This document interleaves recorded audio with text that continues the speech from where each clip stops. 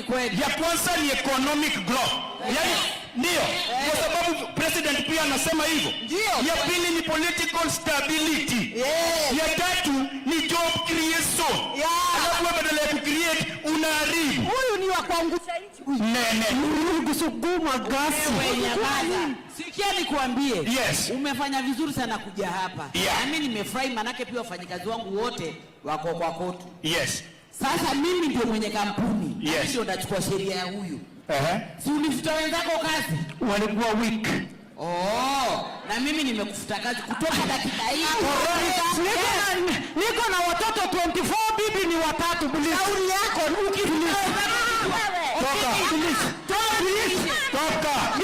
Please msinifukuze. Please mami. Please. Gasi yangu. Haya basi tuwapigie makofi wasanii wa vitimbi pale wakituelezea kazi ambayo inafanywa na KOTU, ambayo ni kazi muhimu sana. Na kwa kipindi cha entertainment, kitu cha mwisho sasa ni NHIF Choir ambaye watatuimbia wimbo Hongera Wafanyikazi. Leo ni siku ya wafanyikazi na wanatukumbusha ya kwamba wafanyikazi ni watu wa muhimu sana, na wimbo wao ambao unaitwa Hongera Wafanyikazi. Choir iliyo mbele yako Mheshimiwa Rais ni NHIF Choir.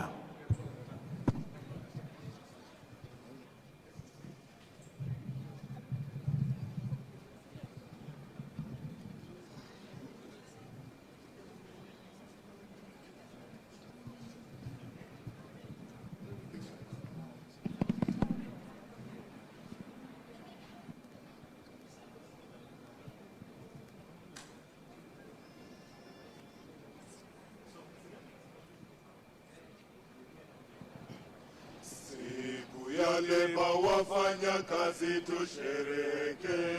Siku ya leba wafanya kazi tushereheke.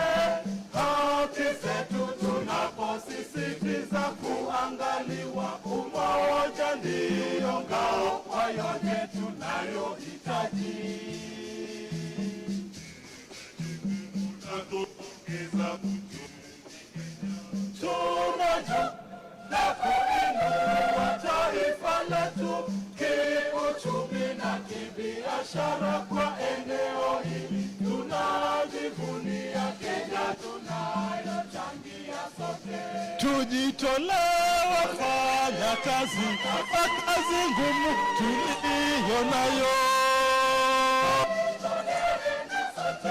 na viongozi wetu wote na wanasiasa nchini kote. Tujitolee wafanya kazi, kazi ngumu tuliyo nayo,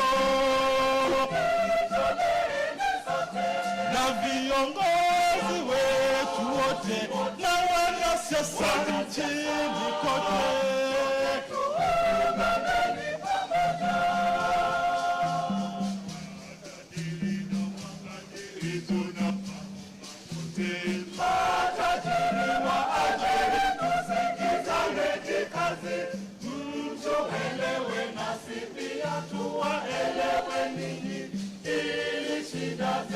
Tuweze kutatua pamoja. Wena fikira ya kugoma kazini kwetu. Tusiwe na fikira ya kugoma kazini kwetu, kwani kazi ndiyo msingi wa kuijenga Kenya. Tutambue ya kwamba Kenya ni kubwa kuliko. Tujitolee wafanya kazi, kwa kazi ngumu tuliyo nayo, na viongozi wetu wote na wanasiasa nchini kote. Tujitolee wafanya kazi, kwa kazi ngumu tuliyo nayo,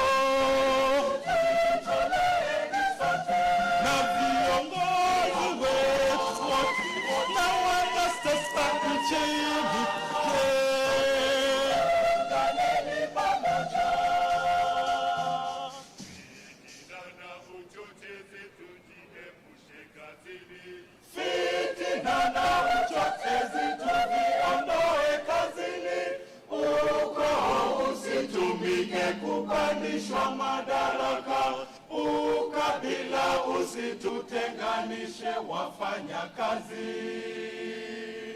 Kenya nchi yangu ninaipenda kwa moyo wote.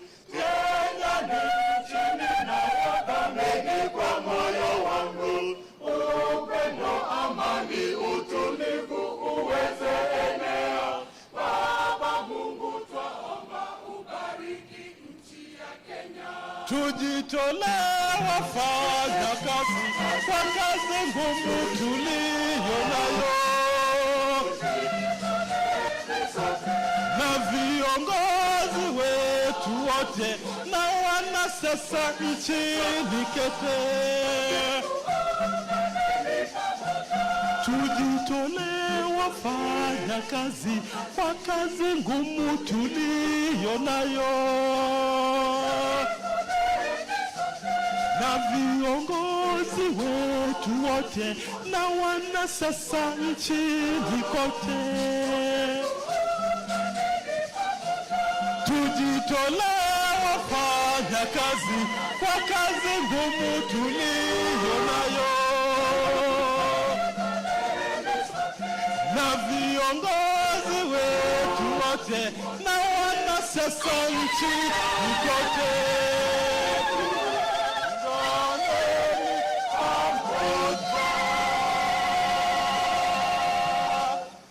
Haya basi, tuwapongeze na tuwapigie makofi. Asante sana NHIF Choir, tunawapongeza. Asante, asanteni. Uongozi ndio uwezo uliopewa na watu Kuwahudumia mahitaji yao na kushughulikia maslahi yao. uongozi watoka wapi? Uongozi watoka kwake Baba Mwenyezi Mungu, Wateule wake aliyewateua kuwaongoza watu kwa mapenzi yake. tangu tupate uhuru Katika nchi ya Kenya tumebarikiwa sana, kupata viongozi kwa busara sana, watoa shukrani kwa Mwenyezi Mungu. nasi wananchi Kenya Jukumu la kulinda nchi yetu, na kumsaidia kiongozi wetu katika kazi yake ya kujenga nchi. nasi wananchi Kenya Tunalo jukumu la kulinda nchi yetu, na kumsaidia kiongozi wetu katika kazi yake ya kujenga nchi. Kenya ni imara, sote tunajivunia. Kenya ni imara, sote tunajivunia. Kenya ni imara, sote tunajivunia. Kenya ni imara, sote tunajivunia. Kenya ni nchi nzuri sana, lazima tuilinde. Kenya ni imara, sote tunajivunia.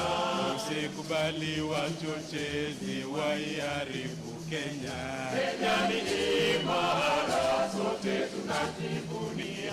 Wananchi wetu wa Kenya tuheshimu mamlaka, kwa sababu uwezo wote watoka kwa Mungu juu. Kenya ni imara, sote tunajivunia. Tukitaka maendeleo katika nchi yetu, ni lazima tuungane sote tujenge nchi yetu. Kenya ni imara, sote tunajivunia. Vigelegele na nderemo tushangilie Kenya.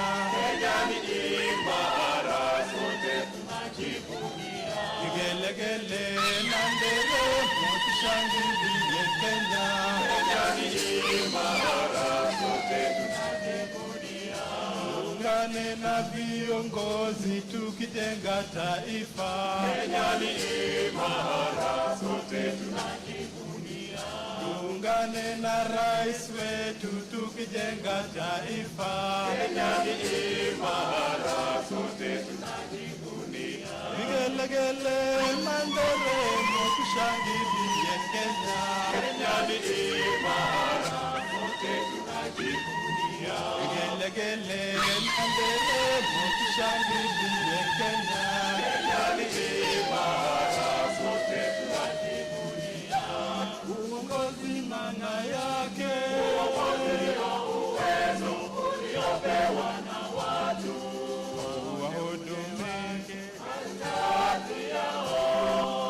kushughulikia mahitaji yao. uongozi watoka wapi? Uongozi watoka kwake Baba Mwenyezi Mungu. Kwa wateule wake Aliyewateua kuwaongoza watu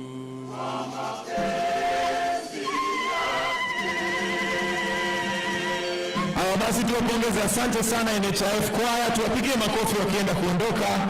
Asanteni sana sana sana. Sasa, Your Excellency, with your permission, I would like to now call upon the Deputy Secretary General, Organization of Trade Unions, Brother Benson Okwaro, to make his welcoming remarks. Benson Okwaro, karibu.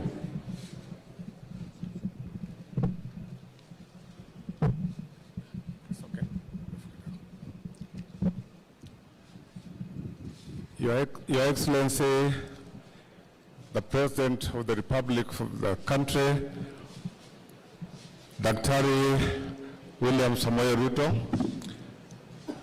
Your Excellency, the Deputy President of this country, Mheshimiwa Rigathi Gachagua, wageni wote ambao wamekaribishwa, Bwana Gavana wa Nairobi ndugu Sakaja, Cabinet Secretaries wote ambao wamekuja kwa sherehe zetu za leo, Principal Secretaries wote, members wote sa diplomatic corps, na wageni wote ambao tumekaribisha, tunarudisha asante sana kwa kuja kwenu. Pole nimesahau Mheshimiwa ndugu Wycliffe Mudavadi, karibu sana kwa na sisi. Tumeona Cabinet Secretaries wote, tunaona Mheshimiwa Duale, tunaona Mheshimiwa ndugu Mutua, na wote ambao labda sijawaona. Nachukua nafasi kukaribisha nyinyi pia na wajumbe ambao wanawakilisha sehemu zingine katika nchi hii. Wandugu zetu wote, board members wa KOTU ambao wako na sisi hapa, wageni wote walioalikwa, mmekuja kwa wengi na nimewakaribisha nyinyi.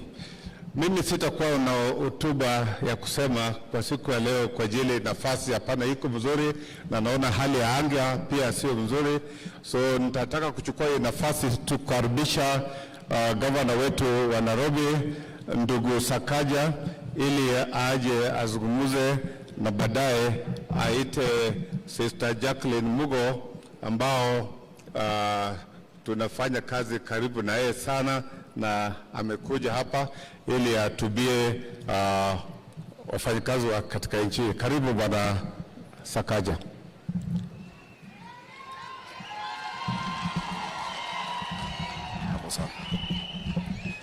Asante sana, Your Excellency, President of the Republic of Kenya, William Samoei Ruto, Your Excellency, the Deputy President, Rigathi Gachagua, the Prime Cabinet Secretary, Musalia Mudavadi, and all the Cabinet Secretaries present, the Right Honorable Speaker of the Senate, Governor Kingi, KOTU Secretary General, Papa Francis Atwoli, EBS, CBS, DZA, something ingine hapo, wabunge ambao wako hapa, Deputy Governor wa Nairobi, Njoroge Mushiri, leaders of the trade unions, na wananchi wa Nairobi na wafanyikazi, ya mjambo. Bwana asifiwe. Naomba mniruhusu kwa dakika moja, Excellency, kwa sababu my deputy governor is here, asalimiane tu alafu nizungumze haraka haraka. Njoroge Mushiri, karibu. Your Excellency, the President of the Republic of Kenya, William Samoei Ruto, Your Excellency, the Deputy President, Rigathi Gachagua, the Prime Cabinet Secretary, Musalia Mudavadi, the workers' leadership, and all invited guests. Your Excellency, mine very short, and is to appreciate you for finding time to come and be with us as we celebrate this Labor Day. The workers' movement is an important movement, and is a movement that helps us in the production and the transformation of our country. So as you lead us in the bottom-up economic transformation model, this is a key plank in what we wish to deliver. We are happy that you associate with us. I'd also like to appreciate the workers, all the workers, and in particular the workers of Nairobi City County, because they work under very difficult conditions, and every day they do their best to deliver for us in the city, the capital city, and for that we thank you. Asanteni sana. Thank you.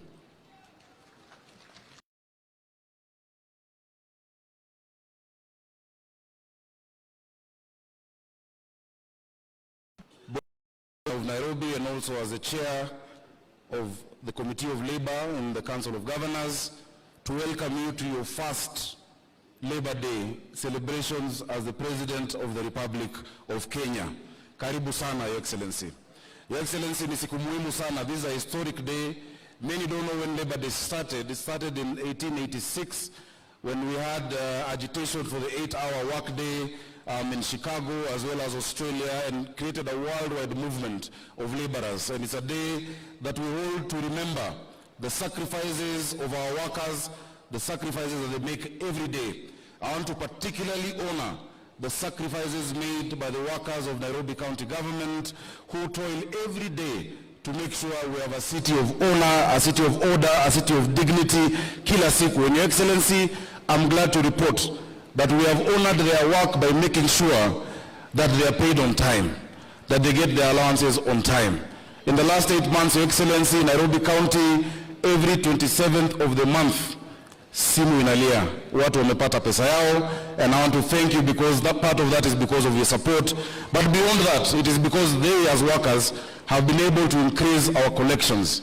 I am happy to report that this year, if you compare January to March 2023, compared to January to March 2022, we have exceeded revenue collection by 673 million shillings, courtesy of the workers of Nairobi.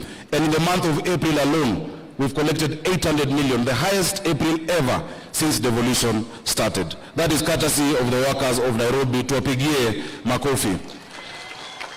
Your Excellency, yesterday we missed you. Traditionally, every last Sunday of April, there is a service that is held at St. Stephen's, SEK, to pray for the workers.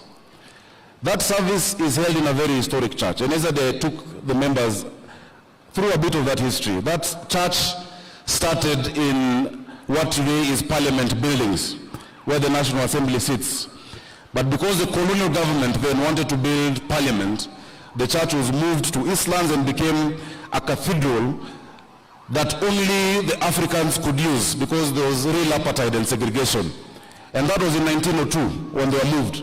But that church, together with the labor movement, have been an integral part of the journey of independence in Kenya, because in the 50s, when the colonialists segregated and divided Kenyans along tribal lines, when the Kikuyus and people from Mount Kenya were moved out of Kaloleni and Makongeni into Bahati, Tom Mboya, a young man in his 20s, a Kanjo worker, decided to agitate. The colonialists murdered Mbotela, a councillor called Tom Mbotela, in what is now Bama Market, 24th of November 1952, just after the state of emergency, to try and bring tribal tensions. It didn't work. The next year, they murdered Ofafa, which is where we get the estate of Ofafa Jericho. Because when they murdered him, they came, 2 hours later, they burnt down Bama Market. The people stayed calm. The next year they murdered Ofafa at the same place. The people stayed calm because they were trying to create a tribal rift by saying these people, Luo councillors, Mbotela and Ofafa, were murdered by Mau Mau. Two men, Jaramogi Oginga Odinga and Tom Mboya, went round Kaloneni Social Hall, Mudhurwa Social Hall, in Makongeni, telling the people from the community to calm down and not to protest and not to cause chaos. Today, Your Excellency, we need Jaramogi Oginga Odinga, we need Tom Mboya to go around again Nairobi, telling the people to calm down, to stay peaceful, not to be divided along tribal lines, and not to enter into any violent action. We need that today just as we needed it back in that day in 1952. Tom Mboya, a great labor leader, if he was to wake up today, I'm sure he will be proud of the labor movement. He will be proud of Francis Atwoli because of the work you have done. And I want to thank you, my own dad, for what you have been to us. Hata kama last year ulikuwa umeenda njia nyingine tofauti na sisi, najua uliambia wafanyikazi wanipigie kura. Na nashukuru wafanyikazi kwa sababu mlinipigia kura, but sasa muona Papa Francis Atwoli amerudi ako kwa line na ana support rais wetu William Samoei Ruto. Thank you very much. Your Excellency, very quickly, I know many people who've come here today have experienced the challenge of drainage that we're facing in Nairobi today. A lot of our roads are flooded, a lot of our highways are flooded because of a number of things. Number one, a lot of illegal dumping has been going on in the city. Number two, Your Excellency, I know some of the works are going on. We have started with Kenha and Kura. We've gotten a contractor on Uhuru Highway and Wayaki Way to finish the work, because when they did the expressway, ni kama walifikiria watu wa juu peke yao, watu wa chini wakasaulika. So our teams are going down the county, sorting out that challenge of drainage, but we have agreed with the Director General of NEMA. Nairobi is the environment capital of the world. We host UNEP. Paper bags that are plastic and bottles had been banned, but they have come back. In a week, we are going to go into another operation to make sure that plastic paper bags that have been banned, because they are the ones clogging our drainage, are no longer in our markets, are no longer in our supermarkets, because we must keep our city clean. I want to thank you because we've been able now, and towards the end of this week, tunaandika vijana 3,500 ambao watakuja kusaidia kufagia Nairobi na kusafisha. Wale wafanyikazi ambao walikuwa wanafanya hiyo kazi tukiwa watoto ndio bado wanafanya leo. Wamekuwa wachache na wamezeeka. So wiki hii ikienda kuisha, vijana 3,500 na kina mama wataandikwa kazi Nairobi hii, watusaidie na kazi hiyo. Jambo lingine, kwa sababu leo ni siku ya wafanyikazi, na nakushukuru kwa sababu najua kwa taifa lote unafanya. Nairobi tayari tuko na community health promoters ama CHVs 7,460. Your Excellency, kila mwezi tarehe 27 M-Pesa inatingika, wanapata pesa yao bila kuchelewa, na nimeshukuru kwa sababu umesema as a national government unatuongezea 2,000, so Nairobi watakuwa wanapata 5,500, tunawalipia NHIF 5,000, tulisema pesa mfukoni. Asante sana. Your Excellency, nikienda kumalizia, nafikiri ni muhimu kusema ya kwamba every Labor Day there is a pronouncement on minimum wage. Sometimes it increases, sometimes it stays stagnant. Whenever you make that announcement, the public sector is always very quick to comply, the public sector. But the private sector, tuko na shida. Sekta moja ambayo najua ni sekta ya private security workers. Maaskari wetu ambao wanalala mchana ndio usiku wawe kazini, na mara nyingi hata mchana hawalali kwa sababu wanashikilia kazi mbili, wanalipo 4,000, wanalipo 5,000, yet to pronounce minimum wage above 13,000 shillings. Many of these private companies zina charge wenye manyumba 30,000 shillings kwa askari moja, 50,000 shillings kwa askari moja, alafu unalipa mtu 6,000. Kwa uchumi hii, Your Excellency, ni jambo la kusikitisha sana. Tusaidie kwa private security workers. Najua Isaac Kandabu wako hapa mahali, ndio yule kuka wangu ambaye ndio Secretary General. Bado utawatetea, na naomba Your Excellency uwakaribishe siku moja waje State House. Kuna wakati niliwapeleka huko awali, ilikuwa mara ya kwanza tangu Mungu ajenge Kenya askari kuingia State House. State House inalindwa na GSU, na waliingia wakaongea, lakini hajatekelezwa. I know in your government you are going to do something good, because there are 450,000 of them across Kenya, there are 250,000 of them in Nairobi. Ya mwisho ambao ni wafanyikazi wanaumia ni madereva wetu wa Uber, madereva wa Taxify, madereva wa Bolt, hawa madereva wa the digital hailing companies. These companies, because of competition, na tumefanya regulations tayari ambazo ziko kwa Waziri Murkomen, they race to the bottom. Today you will take a taxi from here to the airport na ulipe 600. 90% of the accidents we have is because these drivers have to drive for 22 hours a day to make money. The Competition Authority and the AA of Kenya can come up with a pricing formula. Hiyo kazi tayari tulifanya. It is just to gazette those regulations ili pia Kadere aweze kupata kitu. In town we have designated spots for them to pick and drop. Walikuwa wanashikwa.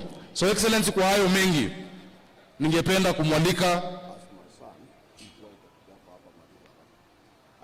Asante sana. Amenikumbusha jambo lingine. But Your Excellency, I would like to invite Federation of Kenya Employers, as she comes, please take that point seriously. Those people are suffering. Those drivers are really suffering. We thank you for your support, and allow me to introduce now Jacqueline Mugo, FKE Chair. I forgot to mention the area MP, Jalango, is here. Please, Mama, wave to Undo MP wa hapa Lang'ata. Thank you. No.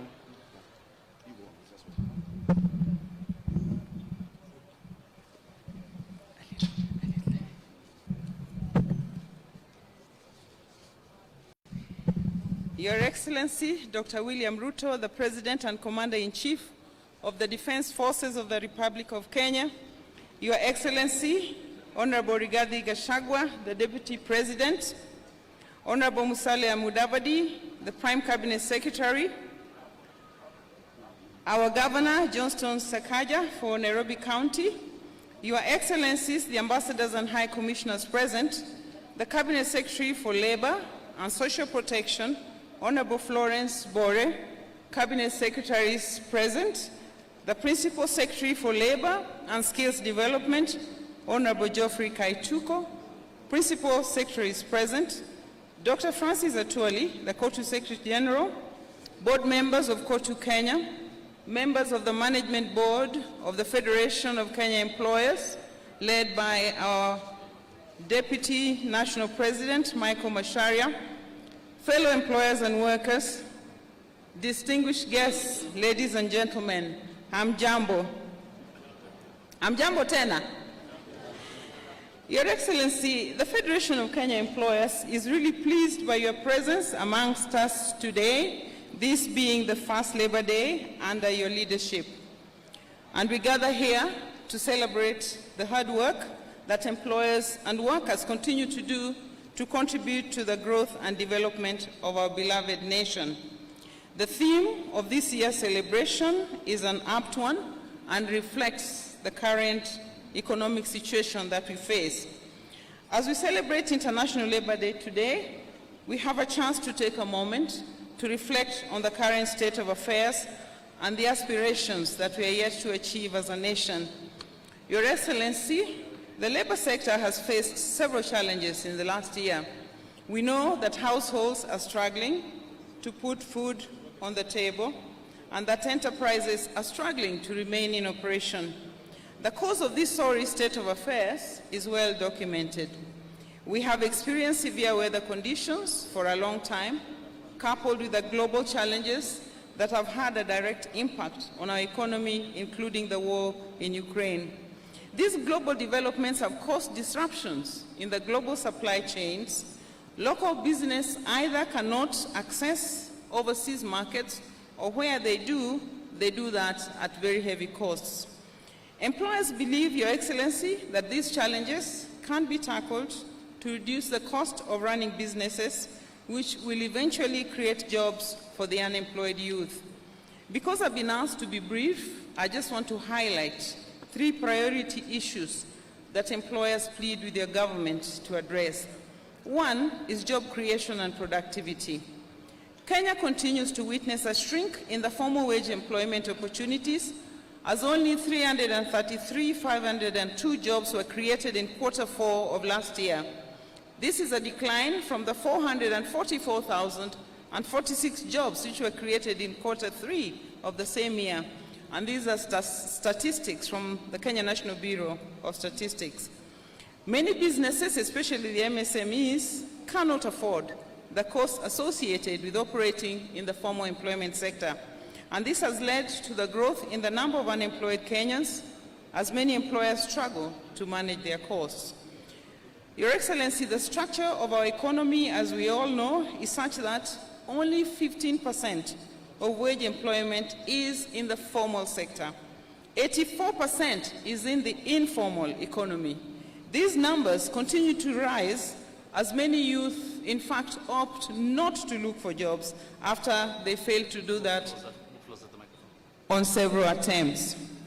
Sorry, I was hurting your ears. Your Excellency, our request is that your agenda of jobs be at the core of government policy. We believe that any policy that is detrimental to both jobs in the short term and in the long term, no matter how well-intentioned, should be avoided. In the area of productivity, I just want to highlight that actually our labor productivity is quite low, and we look forward to working with the government to be able to enhance the productivity of our enterprises. The second issue I'd like to highlight is the need to enhance stability and predictability in the business regulatory environment. I would like to emphasize the importance of stability in the regulatory environment for businesses to thrive. We do encourage the government to work with employers to provide a friendly and predictable business environment which will help business to recover and also perform well and expand for jobs. We therefore ask that before any changes are made, new changes, enough lead time, we are proposing 1 year, be given to businesses to be able to plan, to adjust their budgets and restructure their financial flows to meet these new costs. Your Excellency, the third area is on wages.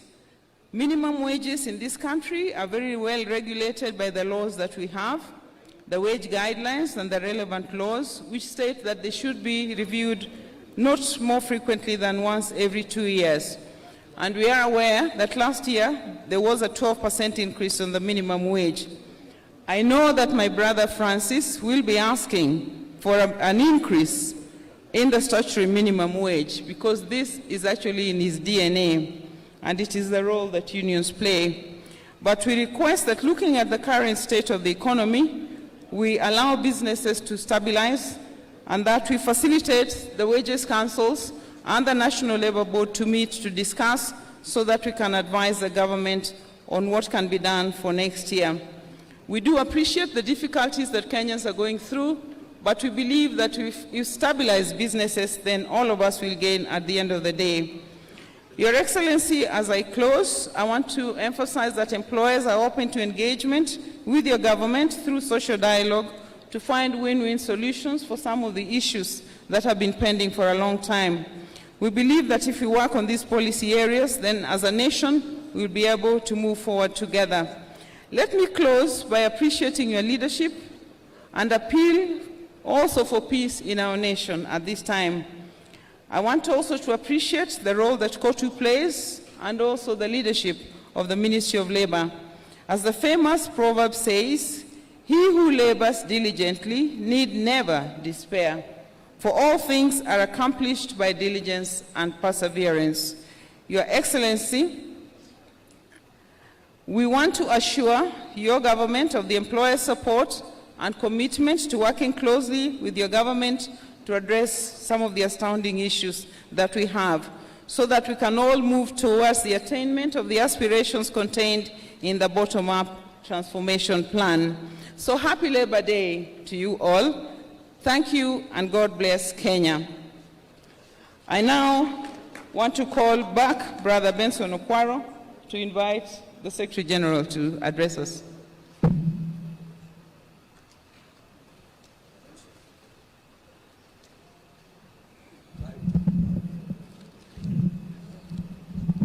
Thank you so much, Your Excellency. Now I have this opportunity to invite Dr. Francis Atwoli, who is the Secretary General of the Kenyan Workers, so that he could deliver his remarks and pass the greetings for Kenyan workers. Welcome, Dr.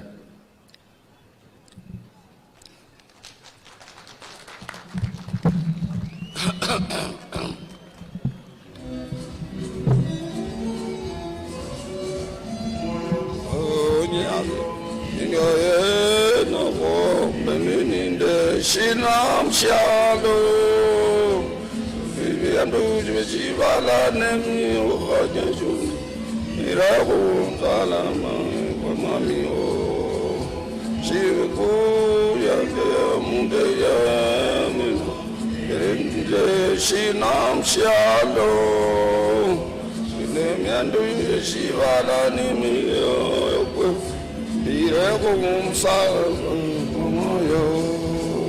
Shiriana, shiringa windira ingo fwe onshi chapa. Emiandu chosi nemiruka chesha bere kumsalaba kwa Yesu. Shiriana, shiringa windira ingo fwe shina shavan skalira. Katemiandu Josi nemiruka cheja mireko msalaba kwa Yesu. Thank you very much. Your Excellency, that small hit inasema, hiyo ni wimbo moja sana ilikuwa inapendwa na mama yangu, na ninajua wengi sana wale waliokuwa wanasikia hiyo wimbo. Wako pale watu waliokuwa wanasikia hiyo wimbo, wabebe mikono juu.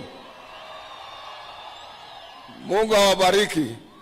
Hii inamaanisha hiyo wimbo ya kwamba hata uwe na nini, uwe na akili ya aina gani, na uwe na pesa za aina gani duniani, hasitaweza kama wewe sio mtu mcha Mungu kukupeleka mbinguni ama kukufaidi. Kwa hivyo ni nini itakayokuzuia kuingia mbinguni kama unamjua Mungu? Na ndio wewe president ulitufanya hivyo. Kwa ajili wewe ni mcha Mungu, ulitukanyaga. Mimi nikiwa mmoja wao masenior campaigners wakati huo,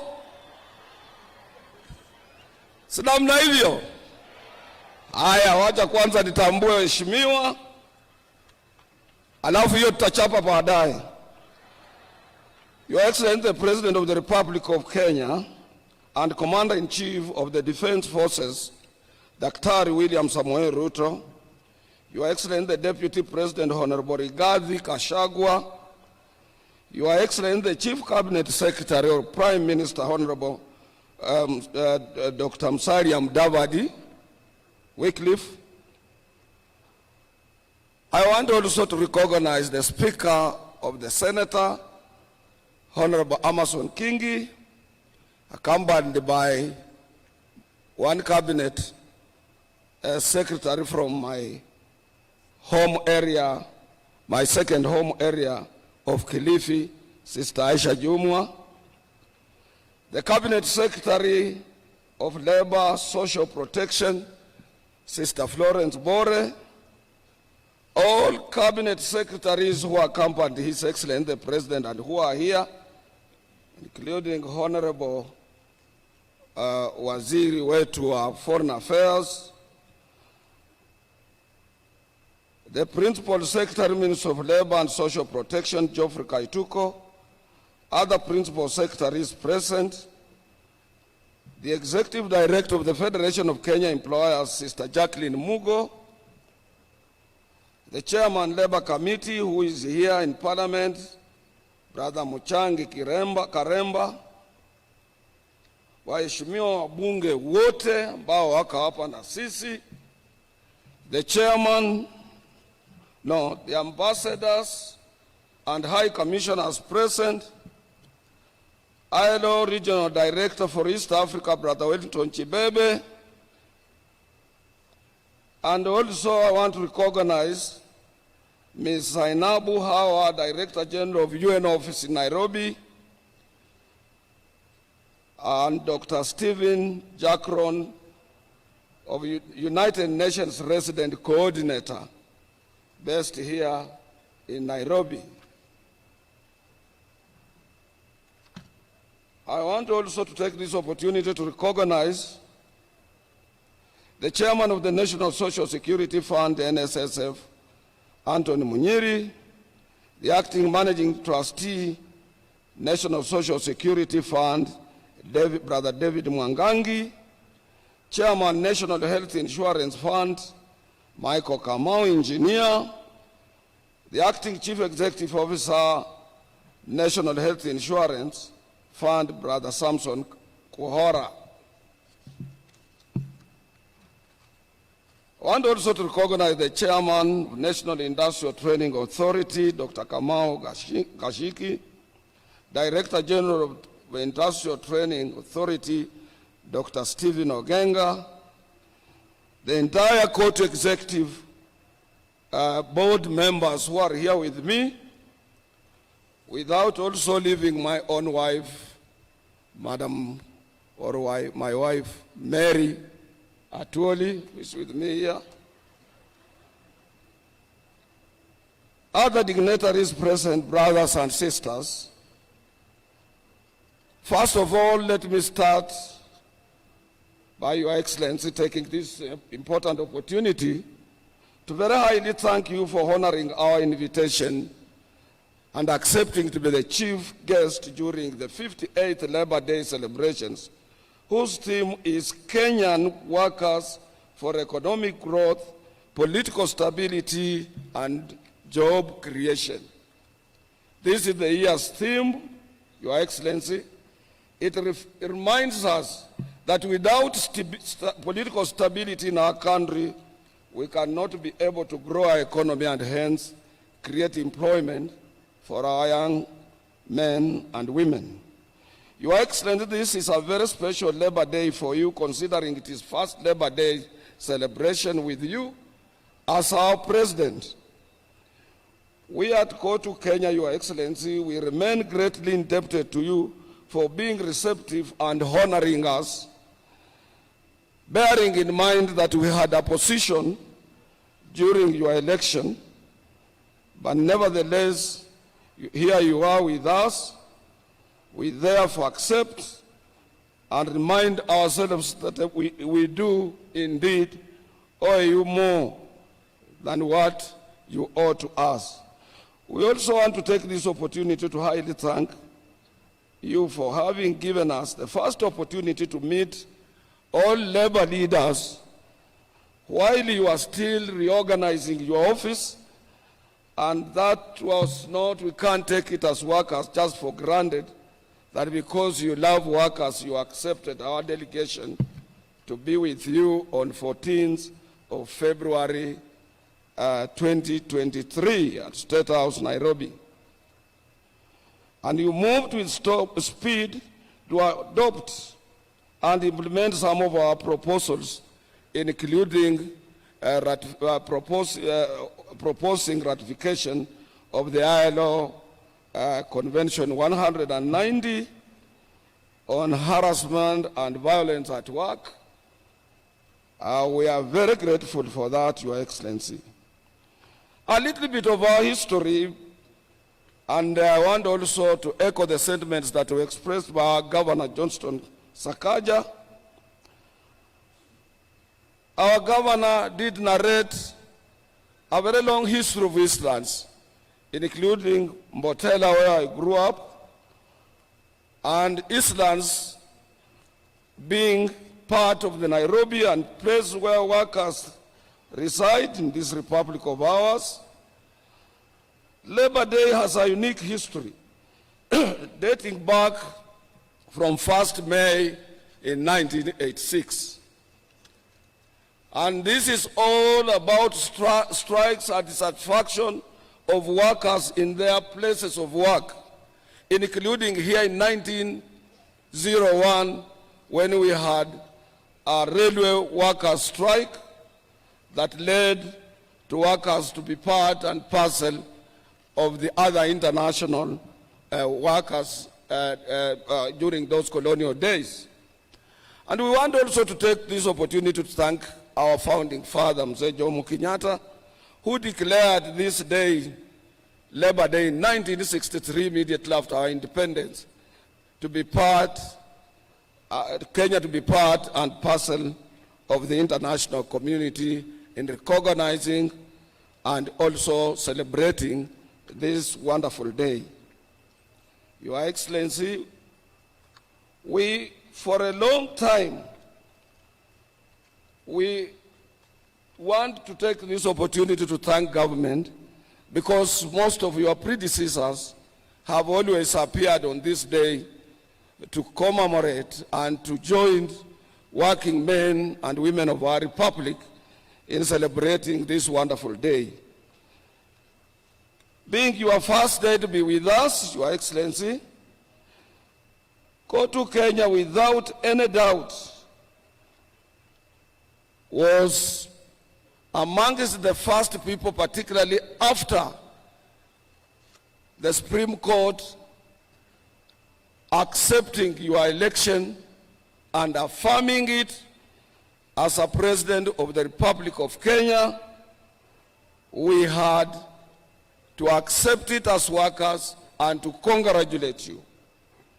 We did this considering that the fact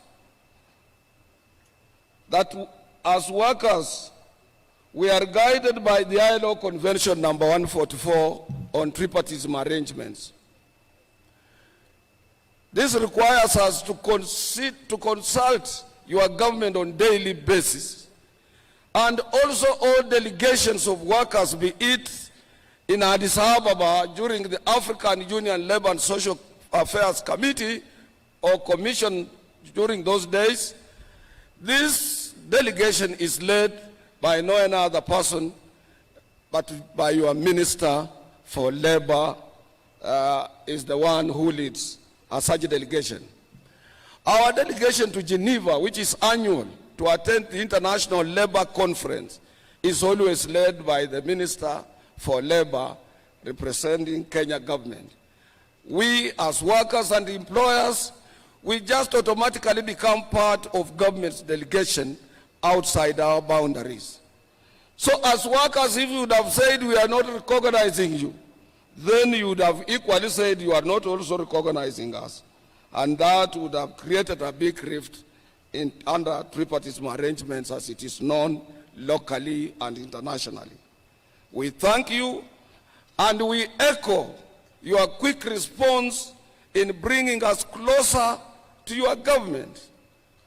This is because when we attained independence in 1963, Mzee Jomo Kenyatta was equally a person who did plant a sense of direction to our masses in an area of forgiveness and forgetting the past, forging ahead as a nation. You extended your hand not only to the workers, but to so many political groupings in our republic. And we can't take it for granted, Your Excellency. We want to thank you for that. I want also to say something little about NSSF, Your Excellency. You have guided us within a shortest possible time to make us realize that we wasted a lot of time on 200 shillings employers, 200 shillings workers, of which could not be able to assist any retiree after working for 40, 30, 60 years. We are part now and parcel of 6%, and we know for sure that when we exit from what we are doing as employees or members of various trade union organizations, we will be able to benefit out of that in order to avoid the old age poverty. On National Health Insurance Fund, Your Excellency, Kotu Kenya equally thank you for appointing a new chairman and a board of the National Health Insurance Fund. Your Excellency, some of us, we know Engineer Kamau personally. He's a man of no nonsense, and we are sure he will have to lead that board into new reforms and make sure that NHIF is closer to its mandate, and it works and it assists Kenyans of all shades, and also to assist you in your universal health care as enshrined into our constitution. NHIF currently requires, it is in dire need of transformation because of the changing pattern and so many different diseases that are facing our workers everywhere, including cancer, which is so much prevalent in our republic. On an area of climate change, Your Excellency, I want to thank you. You took it upon yourself. You went to Sharm el-Sheikh in Egypt to be part of the global community in advocating and finding ways as per how, as a nation, we can be able to mitigate the climate change which is caused by global warming. And you went further, Your Excellency, to make sure that as we had a 4-year drought, you had to seek for spiritual guidance when you invited church leaders, pastors, and other church, both Muslims and Christians, at State House to pray for what we are seeing now.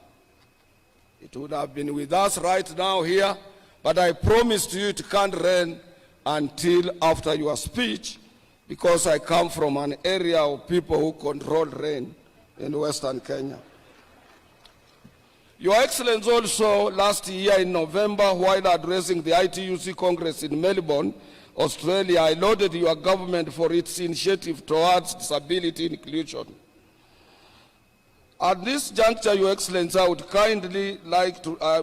kindly request you to ensure that workers are represented on the governance board of the National Council for Persons with Disability, because disability is with us, and we must also champion the aspirations of the people living with disabilities so that they can be part and parcel of our working community.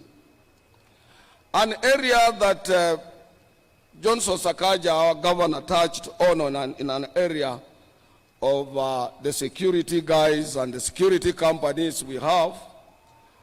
I want to say this, Your Excellency. As workers, we have written to you and remain grateful for your positive response towards ensuring that mechanization in the agricultural sector and the outsourcing of labor are stopped.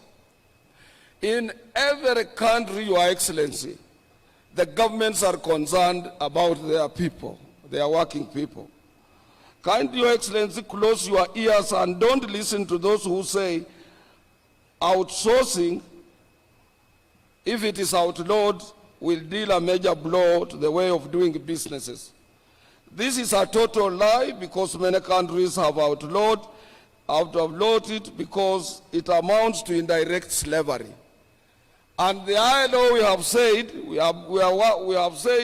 that if you outsource, those people outsourced working on your premises remains your responsibility, and you must accept them to have a free and independent negotiations of their CBA.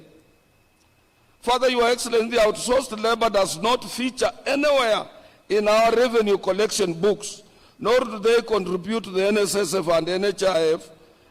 Let your government take action, because most of these outsourced people are paid in cash. A good example, Your Excellency, is the private security sector, of which Governor Sakaja has just mentioned, where more than 1.2 million Kenyans are employed, yet most of them are paid in cash. There is another animal which has lived with us, Your Excellency, and this one you must also close your eyes and deal with it. This animal called SRC. SRC, when it was put in place, it was meant to advise particularly the public sector area of employment, state officers and those other people. But what it has done, Your Excellency, and this negates the principles of the International Labour Organization, ILO Convention number 87 and number 98, that they want to negotiate, they want to decide on CBAs. CBAs are freely negotiated between workers and employers on free, you see, on give and take basis. There should be no any barrier in between. And the former Attorney General Githu Muigai wrote to us assuring us that SRC, their role is advisory. It's not to enter into negotiations to bar the freely negotiated CBAs and so on.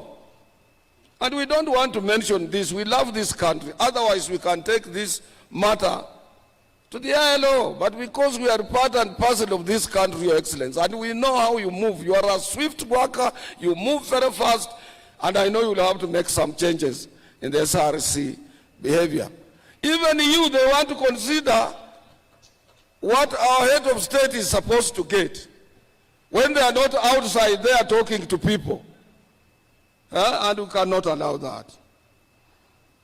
Privatization of state corporations, Your Excellency, I want to thank you very much. We have parastatals that are connected closer to our hearts, that they cannot just be privatized like that. And I want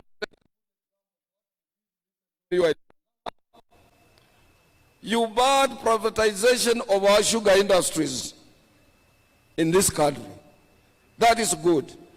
We have industries that are performing, Kenya Ports Authority, Kenya Airways, and so many others that we are proud of, Your Excellency, including KBC, Kenya Pipeline Reinsurance Corporation, and so many others that are performing well, which they just require stiff and modern applications of management to make them self-sustainable other than privatizing. And you have a lot of people who can help you to do this job.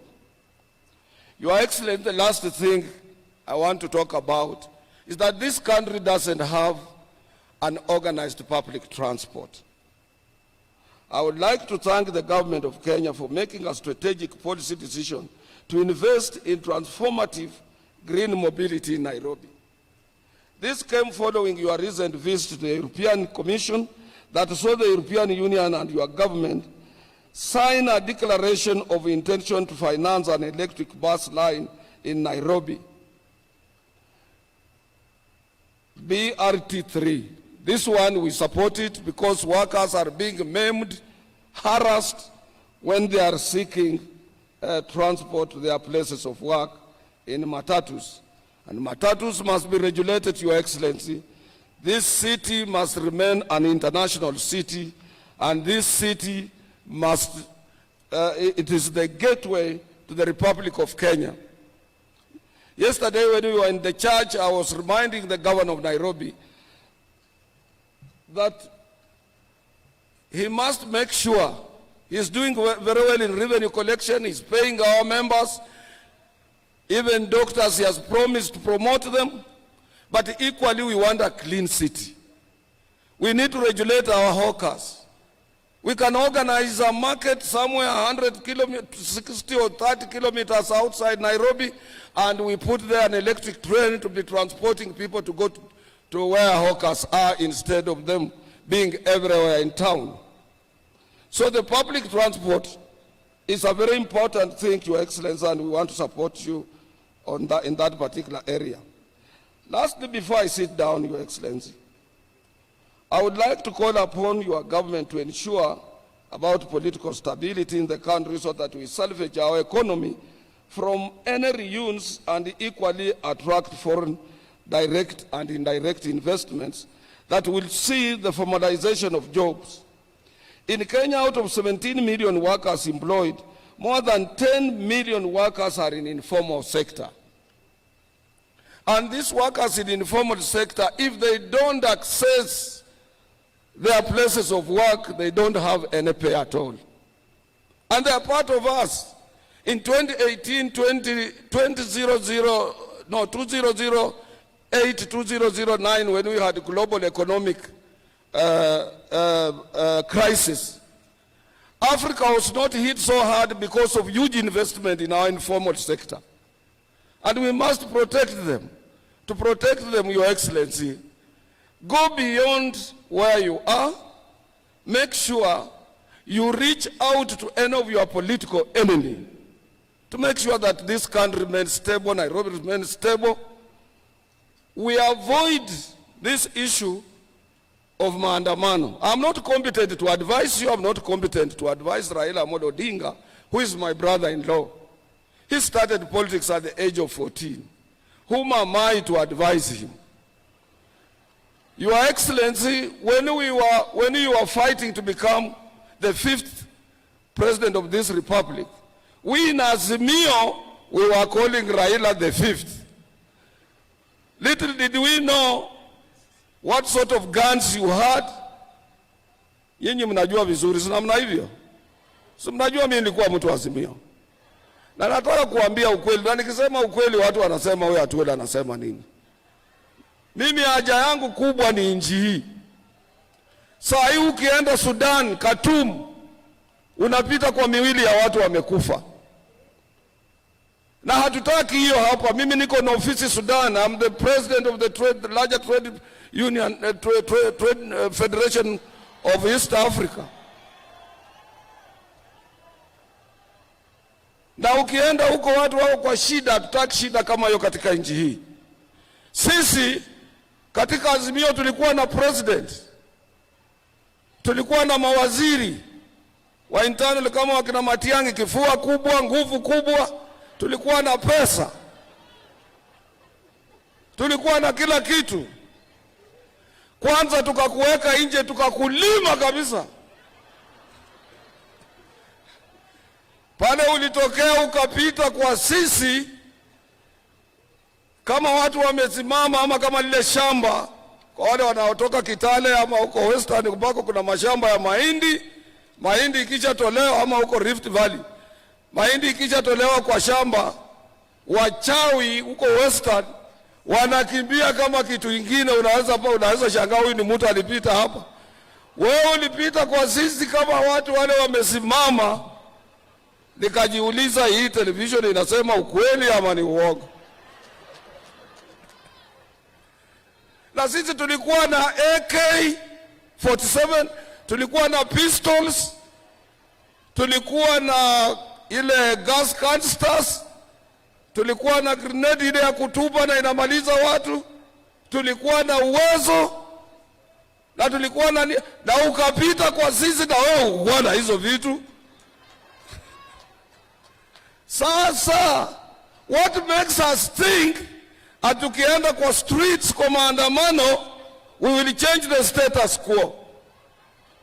I said yesterday, there are other situations that are irreversible. Kuna mambo ingine ambayo huwezi kubadilisha, mambo ya Mungu. Mimi nataka kuambia nyinyi, na yakisha fanyika you accept it. Because wewe ulikula kiapo. Mtoto wa Kenyatta akakupatia ile panga mrefu ya kulinda nchi. Sasa atoka hapa narudi anasema sasa hii mambo ya Jubilee, labda hii election ilikuwa namna gani? Baba, angalia hapa. I said, when you retire, Your Excellency, you must be a peacemaker. Huwezi kujishusha chini tena you become an activist. So mtoto wa Kenyatta anataka awe peacemaker. Na yeye alifungia watu, huwezi kuingia State House, watu yake ukuwapigia simu hawezi kuchukua. Sasa ukishashindwa, brothers and sisters, you accept it. I was with them. Huh? I know most of us, mimi Peter Kenneth, watu ambao tulikuwa huko, Maina Kamanda alituonya mapema. Vile mzee, siku moja umuite kukuja na chai. Alionya sisi akatuambia hii mtoto wa Kenyatta anapeleka jinji ndoya. Na mimi kawaida naogopa kushindwa. Nikasema hii kama tunaenda Noya sisi tutafanya nini? Nikajikonsoli mwenyewe nikasema hapana, lakini Mudavadi yuko huko. Kama kitaumana kwa ajili kwa Mudavadi sitaka appointment. Nitafika kwake usiku niseme maneno bwana. Vile unaona hivi maneno imekuja mbaya. Lakini sasa sisi kurudi nyuma kwanza kusema what is the end game of maandamano. I know for sure Raila Amolo Odinga did a lot for this country. Hakuna mtu ila ajui. He brought second liberation. He fought for the new constitution. He has done a lot of things since his youth. We recognize him as a Kenyan leader. I'm prepared. And the president is here, is prepared, pamoja na deputy wake na prime minister. Waangalie, hata kama ni ile kazi yake ilikuwa ya kuangalia mabarabara ya Afrika, ama uchairman mwingine hapa. Tumtafutie mambo ya hapa ndani. Na kila siku anapata opportunity ya kufungua mikutano. Asisukumwe sana na wale ambao kuna wengine huwezi kujua. They used his name to enrich themselves. We know them. Because peace is of paramount importance to our children and our prosperity, our future generation depends on peace. Kwa hivyo we must, everybody, not only me, I'm not competent to advise, but anybody who is here and can reach out on them. We are prepared, and I know President Mutu wa kanisa, Rigathi, hata mama, the reverend, pastor. I know Musalia comes from a Christian family. I know all of you. Moses Wetangula, the same Katoliki mwenzangu. Hakuna mtu ananiambaya. They are forgiving leaders. And let's reach out to Honorable Raila Amolo Odinga. Let's reach out to President William, who is accessible, amefungua. And mimi nilifanya kazi na mzee hayati Daniel Toroitich Moi. I had the opportunity to work with him.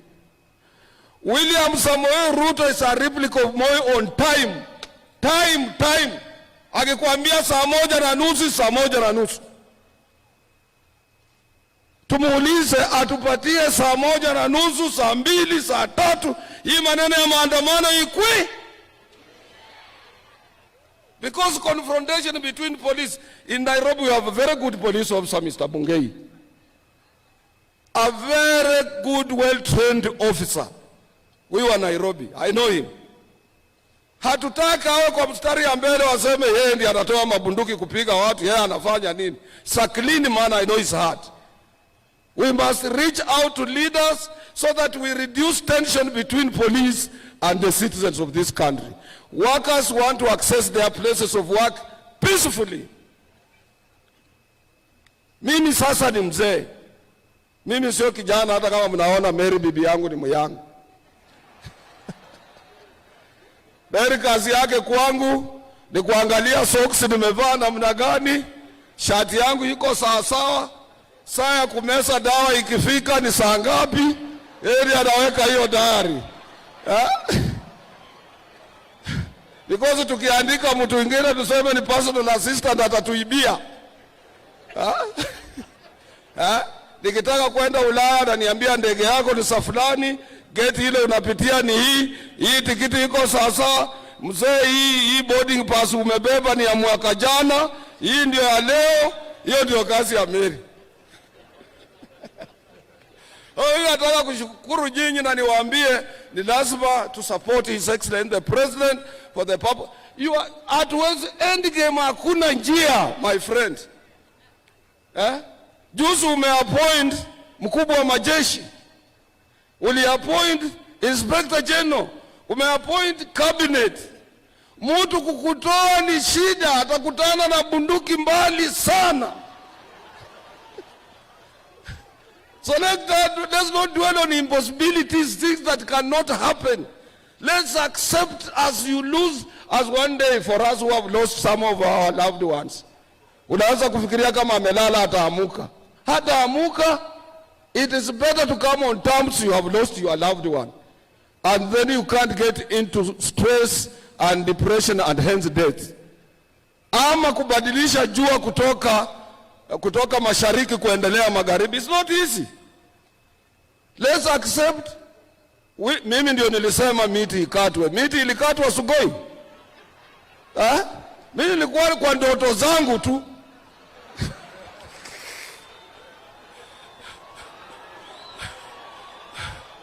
Hawa namna gani? And I was the first person to accept his election.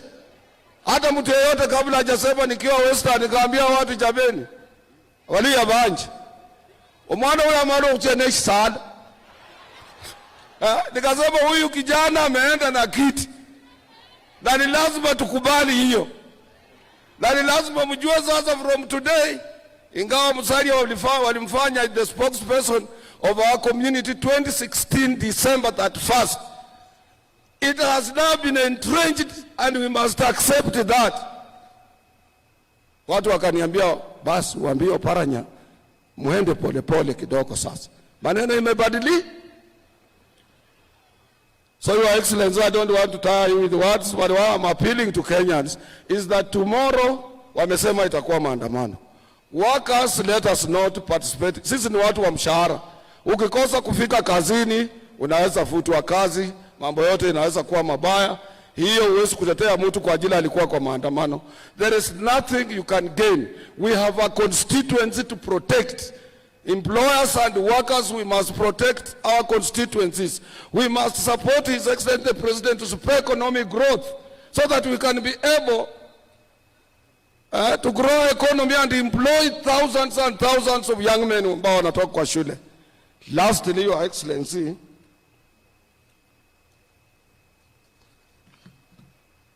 nikikosa kusema hii nitanyongwa.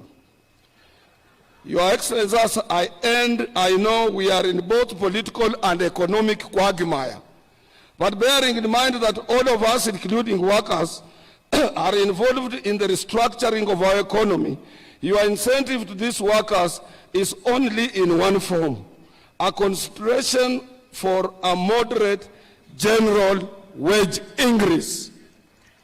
Hatusemi minimum. In 1973,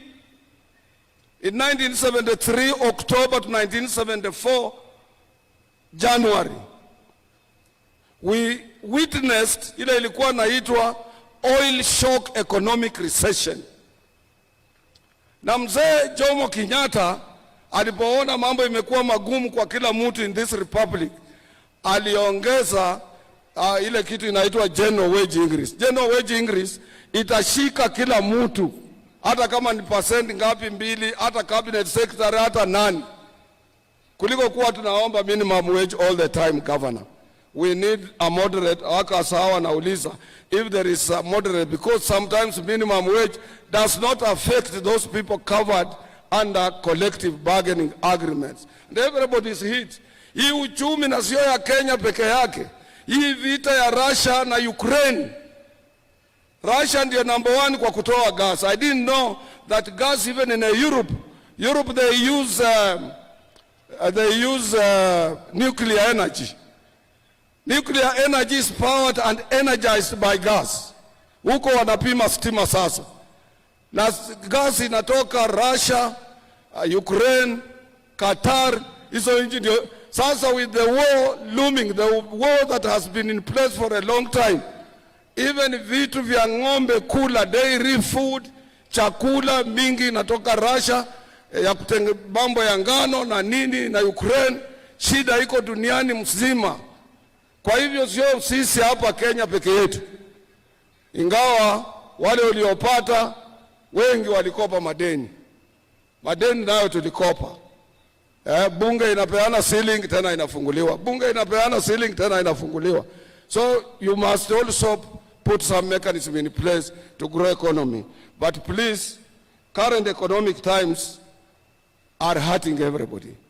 Na kwa niaba ya hawa naomba tu, sina nguvu na yeye safari yako kuja kuonana na sisi. Labda next year tutasema kwa vile ulitupatia mwaka jana, hii mwaka ya pili tutakupa kupumzika kidogo kuangalia mambo mengine. Lakini leo tutoke na kitu kidogo kwa mfu. That one I leave to you, Your Excellency. Thank you very much. I invite my sister, Sister Florence Bore. You are welcome. Our Minister for Labor, able Minister for Labor. Thank you.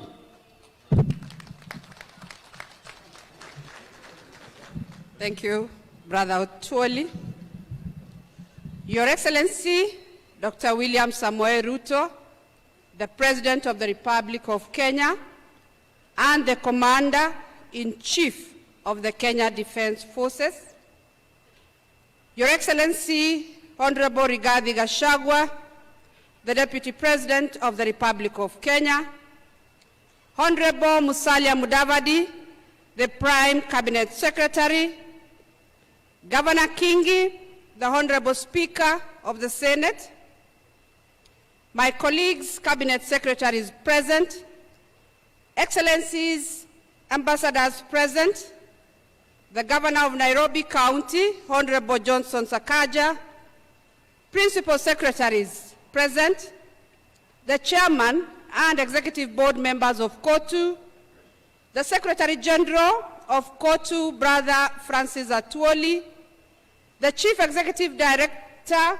FKE, my sister Jacqueline Mugo, Chairman of Labor Committee in the National Assembly, Honorable Karemba, members of Parliament present, ladies and gentlemen, good afternoon.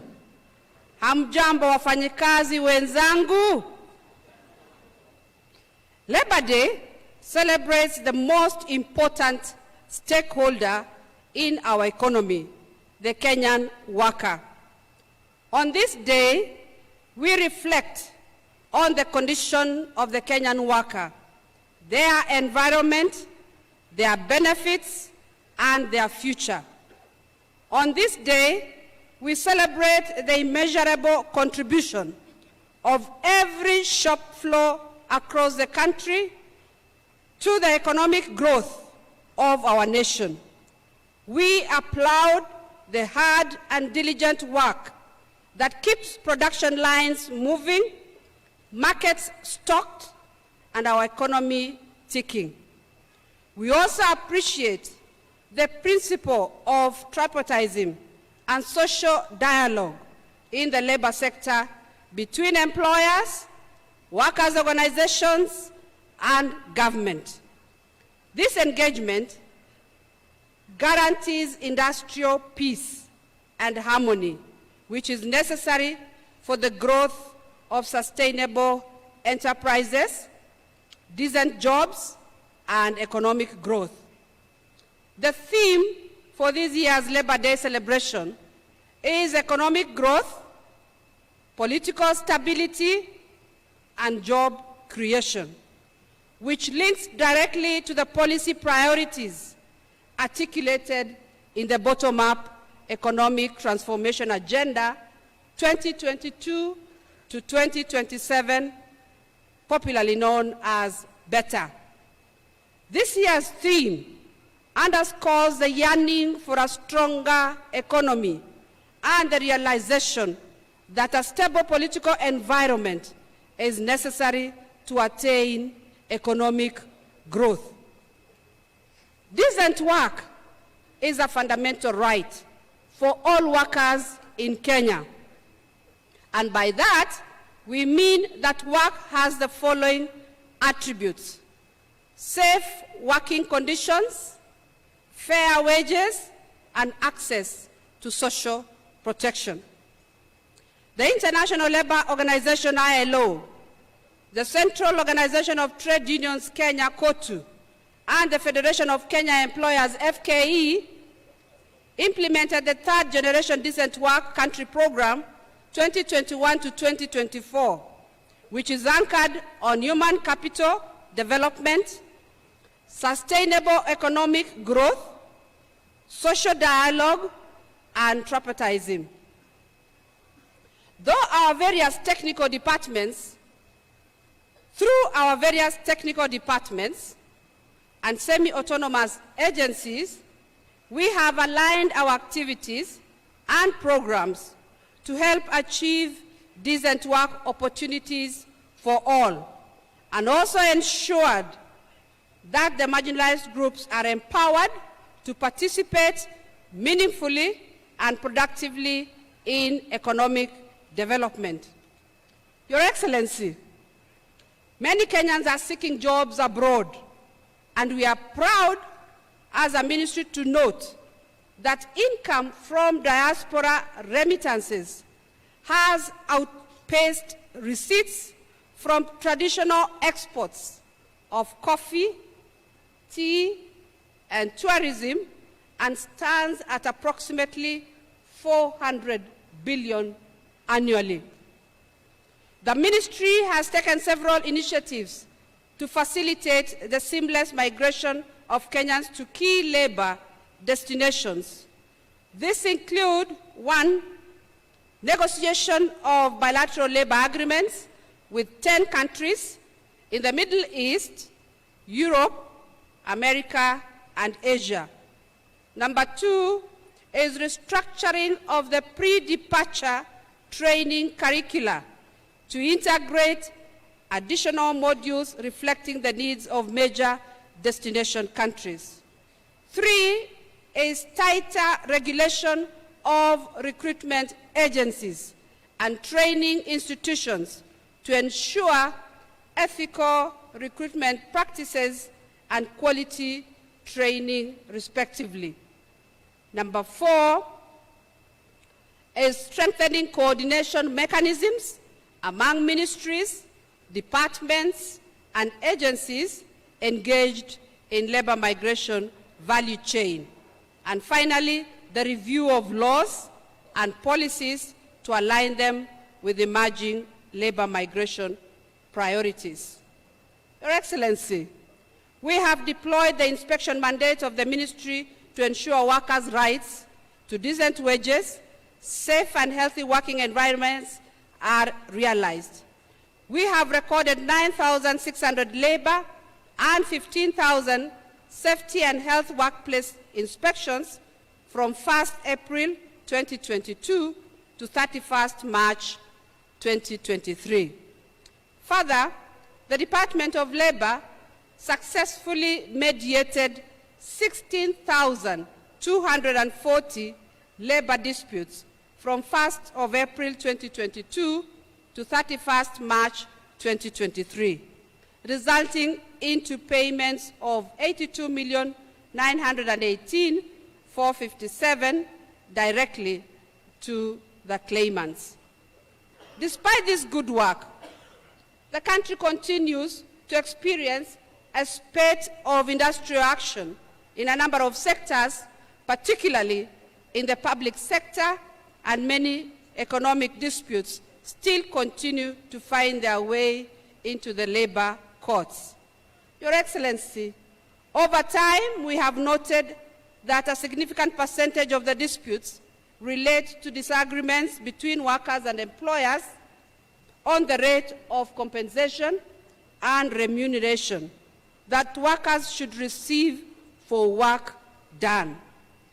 Many employers, both in the public and the private sector, rely on insufficient tools and mechanisms for determining and compensating labor, which in most cases does not account for worker and farm productivity as one of the parameters for wage determination. To address this problem, the Ministry of Labor has developed a draft wages and remuneration policy for consideration and adoption. This policy champions a fair, equitable, and dynamic mechanism for determination and compensation of wages to all workers in the country that takes into account all necessary parameters, including productivity indices. Your Excellency, with the view of cushioning the economy, my ministry through the Department of Social Protection is mandated to protect and empower marginalized and vulnerable members of our society, to help them lead dignified and productive lives. The department continues to implement various social assistance programs in the forms of cash transfer targeting the orphans, the vulnerable children, the older persons, persons with disability, and the Inua Jamii program. Your government, sir, has committed 28 billion to support these programs in the current financial year. Your Excellency, I restate my ministry's commitment to a prosperous and inclusive Kenya, where our workers are at the center of development and the marginalized and vulnerable members of our society are able to lead decent lives. It is now my singular honor and pleasure to welcome Musalia Mudavadi, Honorable, the Prime Cabinet Secretary. Welcome, sir.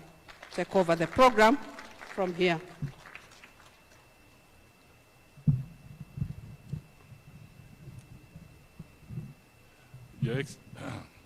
Your Excellency, President William Samoei Ruto, President of the Republic of Kenya and Commander-in-Chief of the Defense Forces, Your Excellency, the Deputy President, Honorable Rigathi Gachagua, my colleagues, members of the Cabinet, Governor Sakaja, the Secretary General of KOTU, Brother Francis Atwoli, and his entire leadership, the Speaker of the Senate, distinguished ladies and gentlemen, workers of Kenya, hamjambo, wafanyikazi hoi, asante sana. Your Excellency, I'll be very brief, just to make 2 points. The first point is to say that I am delighted and extremely astounded that the one Honorable Secretary General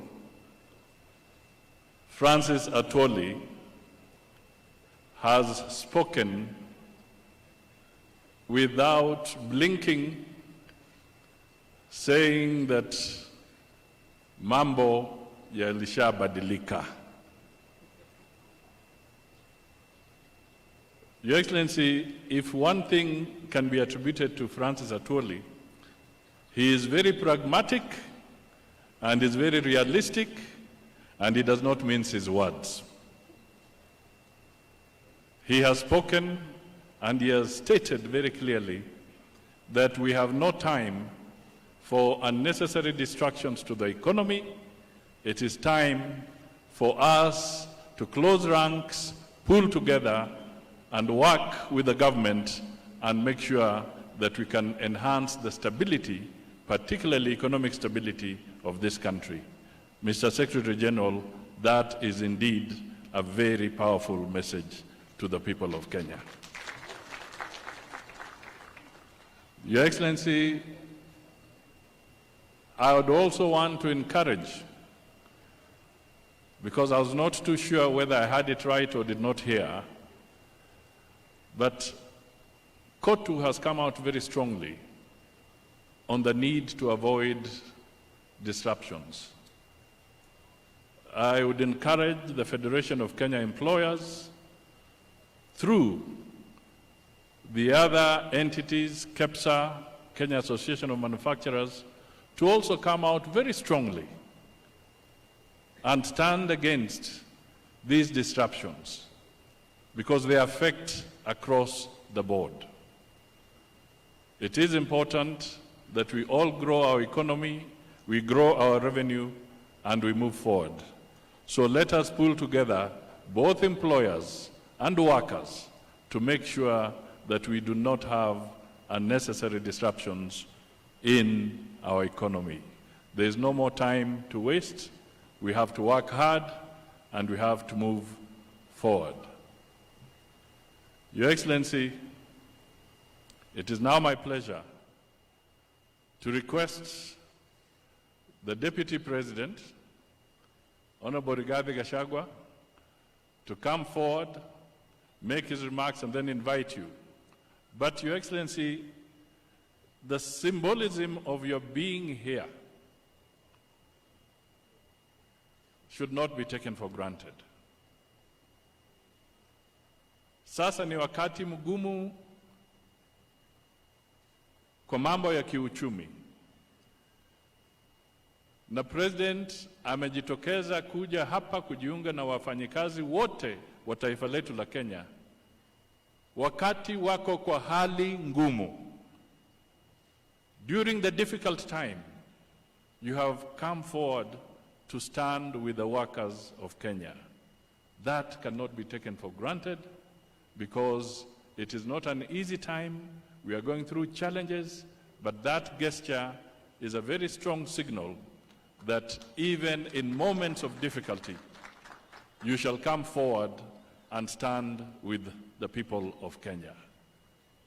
Bwana Deputy President, nafasi ni yako, umkaribishe Rais. Asante.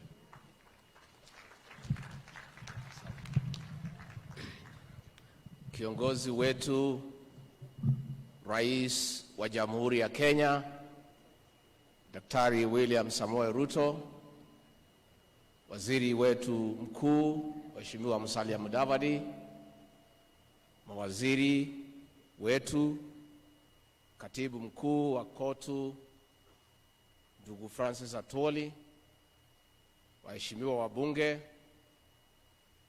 waheshimiwa wafanyikazi, hamjambo. Nimesema waheshimiwa wafanyikazi kwa sababu nyinyi pia ni waheshimiwa. Hata kama nyinyi mumeajiriwa, pia mnapatanga nafasi kila baada ya miaka 5 kuajiri wengine. Na huyu rais wetu William Ruto na mimi, ni nyinyi mmetuajiri, nyinyi ndio matajiri wetu, na kwa hivyo nyinyi ni waheshimiwa. Your Excellency, we thank you for getting time to come and have a conversation with the Kenyan workers, who are the greatest pillar for our economic development. Your Excellency, you inherited the leadership of this country at a difficult time, when the economy of this great nation was in a very difficult place. And Your Excellency, we want to thank you for the great efforts that you have put to restore the Kenyan economy, and we are glad that there are signs of recovery. Your Excellency, the workers here today and elsewhere in the country are greatly part of the hustler nation. And they have felt in a very big way the weight of the cost of living. Your Excellency, through prudent management and well-thought-out interventions, you have successfully brought down the cost of unga from an all-time high of 230 shillings to slightly above 150. Your Excellency, that and other interventions, it is true, it is in between 150, 170, depending on where you buy. Na tutaendelea naye.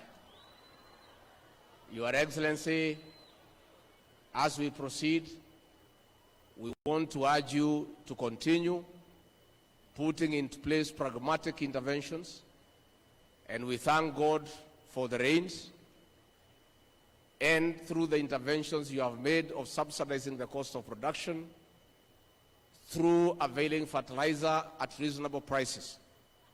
With these rains, we have no doubt before the end of the year,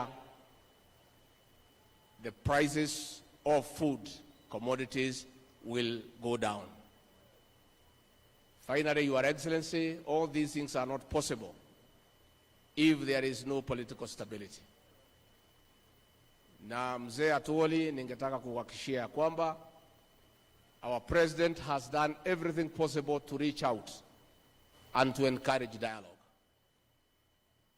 When the Azimio group reached out to our president and said they want to be given an opportunity to leave the streets and get engaged in bipartisan discussions, the president readily agreed because he was very magnanimous and he provided leadership in this country.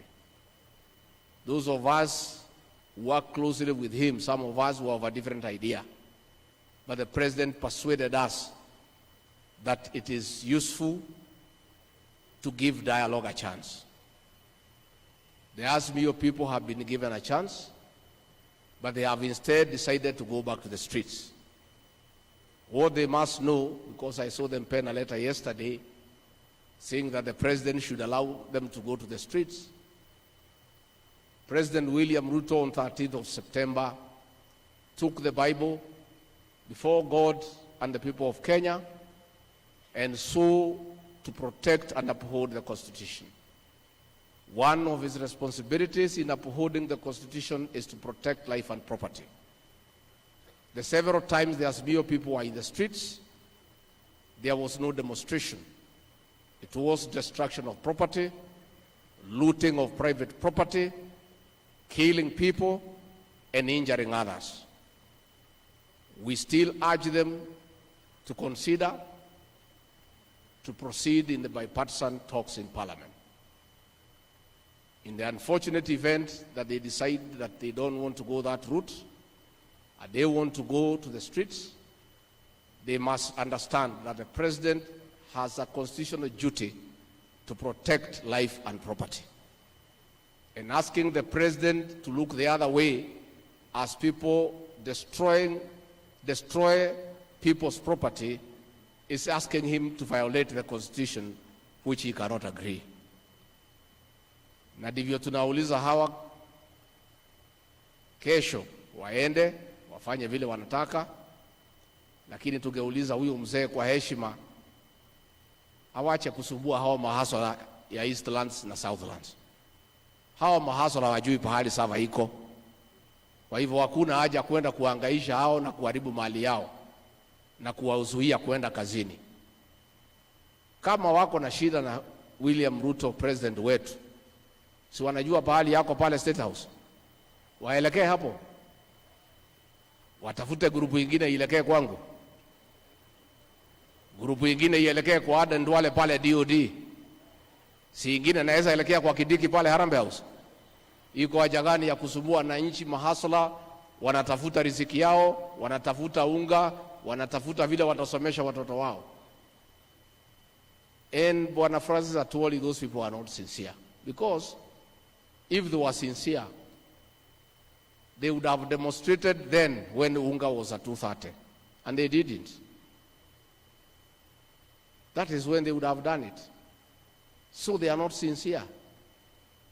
And if the issues they are raising are with President William Ruto, they should go to State House and face him there, instead of going kuhangaisha watu ya kawaida mahasala ya Kenya. And finally, Bwana Atuoli, I want to congratulate you for your leadership and pragmatism. This celebration, Your Excellency, is one of a difference. The labor celebration last year, there was not any discussion about workers. The whole ceremony, from the beginning to the end, was discussing William Samoei Ruto. But today, it is one of a difference. We are discussing the issues of the Kenyan workers. And that is why we want to say, Bwana Atuoli, you have shown pragmatism and leadership. Wewe, you had another president in mind. Ulikuwa unasema huyu hawezi, Hata ulikuwa umesema akishindwa atavute miti ya kujinyonga. But siku ameshinda, you have done the right thing. You have shown you are a Democrat and you have respected the will of the people. And that is the way it should be. So I want to urge you with respect. Hao marafiki yako uwatafute pale kwako Kitengela. Tulikuwa tunakufuatilia mkikaa na hawa.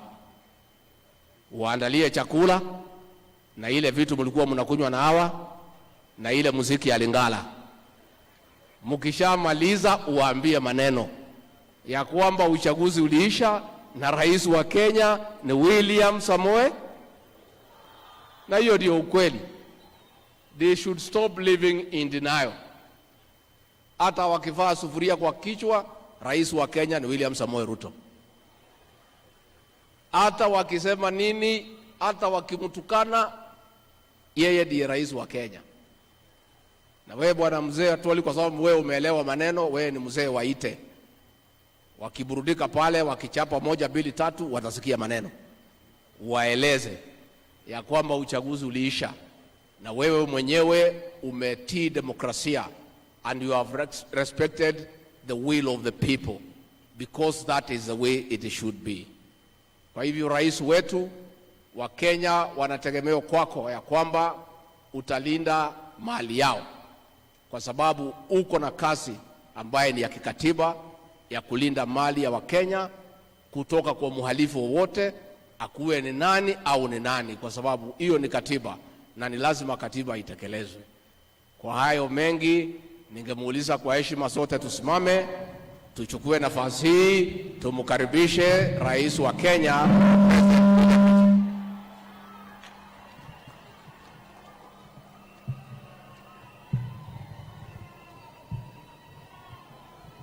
Wafanyikazi wa Kenya hoye!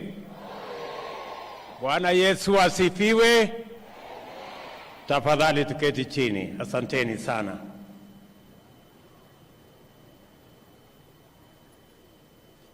Kwanza mimi nataka nichukue nafasi hii kwa heshima kubwa katika siku hii ya Labor Day tarehe 1 mwezi wa 5 2023 kuwashukuru wafanyikazi wote wa Kenya na vile vile kuwapongeza wafanyikazi wote wa taifa letu la Kenya nikisema Happy Labor Day. Nichukue nafasi hii kuwashukuru ninyi na Wakenya wote kwamba mwaka uliopita tarehe 9 mwezi wa 8 sote tulienda kwa uchaguzi, tukachaguana kwa njia ya amani, tukamaliza ukabila na tukaweka taifa letu katika ramani mpya ya kwamba Wakenya wanaweza kutimiza haki yao ya kikatiba ya uchaguzi kwa njia ya ungwana na kwa njia ya amani. Mimi nataka niwashukuru wafanyikazi wa Kenya wote kwa sababu ya kushiriki katika uchaguzi huo kwa njia iliyofaa. Pongezi na asanteni sana. Nataka vile vile kwa njia ya kipekee na kwa heshima kubwa ni washukuru wa Kenya, wengi wao wafanyikazi walionipatia nafasi kwa kura zenu na kwa maombi yenu niwe kiongozi wa taifa letu la Kenya wa 5. Nataka niwaambie asanteni sana. Nataka niwapongeze Wakenya wote. Najua Secretary General wetu wa KOTU amesema hapa ya kwamba wengi wa wale ni viongozi wa wafanyikazi na watu wengine wengi walipiga kura kwa upande wa Azimio. Mimi nataka niwaambie viongozi hawa na Wakenya wote, sote tulioenda kwenye uchaguzi, ya kwamba kila Mkenya ambaye aliamka asubuhi na mapema na akaenda akapiga kura kutekeleza wajibu wake wa kikatiba wa kuchagua viongozi, mbali na kuchagua wa mrengo hii ama mrengo mwingine, mimi nawaambia Wakenya wote walioenda kwa uchaguzi, pongezi zangu nyingi sana. Every citizen of the Republic of Kenya that woke up early to exercise their right to choose leaders for our country deserves celebration and congratulations. Irrespective of which way you voted, you exercised your right. Hakuna Mkenya alifanya makosa kupiga kura upande wowote. Ni haki yetu ya kikatiba kuhakikisha kwamba tunachagua viongozi wetu. Wale wa Kenya ambao hawakuenda kupiga kura, hawa ndio wanahitaji tuwazungumzie, kwa sababu wale ndio wenye makosa. About 35, almost 40% of the citizens of Kenya who are eligible to vote hawakuenda kupiga kura. Wale ndio pengine wako na makosa, lakini kila Mkenya ambaye aliamka akapiga kura, akapigia Kenya Kwanza ama akapigia Azimio, huyo ni Mkenya mzalendo mwenye amesimama na kwenda kupiga kura, ili tuwe na demokrasia na tuchague viongozi wetu kupitia kwa njia ya demokrasia. We are a democratic nation, and no citizen should be judged for voting whichever way they voted. Nataka niwaambie viongozi walio hapa wa movement yetu ya Labour, the Labour movement leaders, nataka viongozi hawa wote, nimekuja hapa katika sherehe hii ya kwanza ya Labour Day ili nikubaliane na nyinyi, tushirikiane, tufanye kazi pamoja kuwahudumia wafanyikazi wa taifa letu la Kenya. Na nimekuja mapema kwa sababu nimeambiwa mapema ndio best.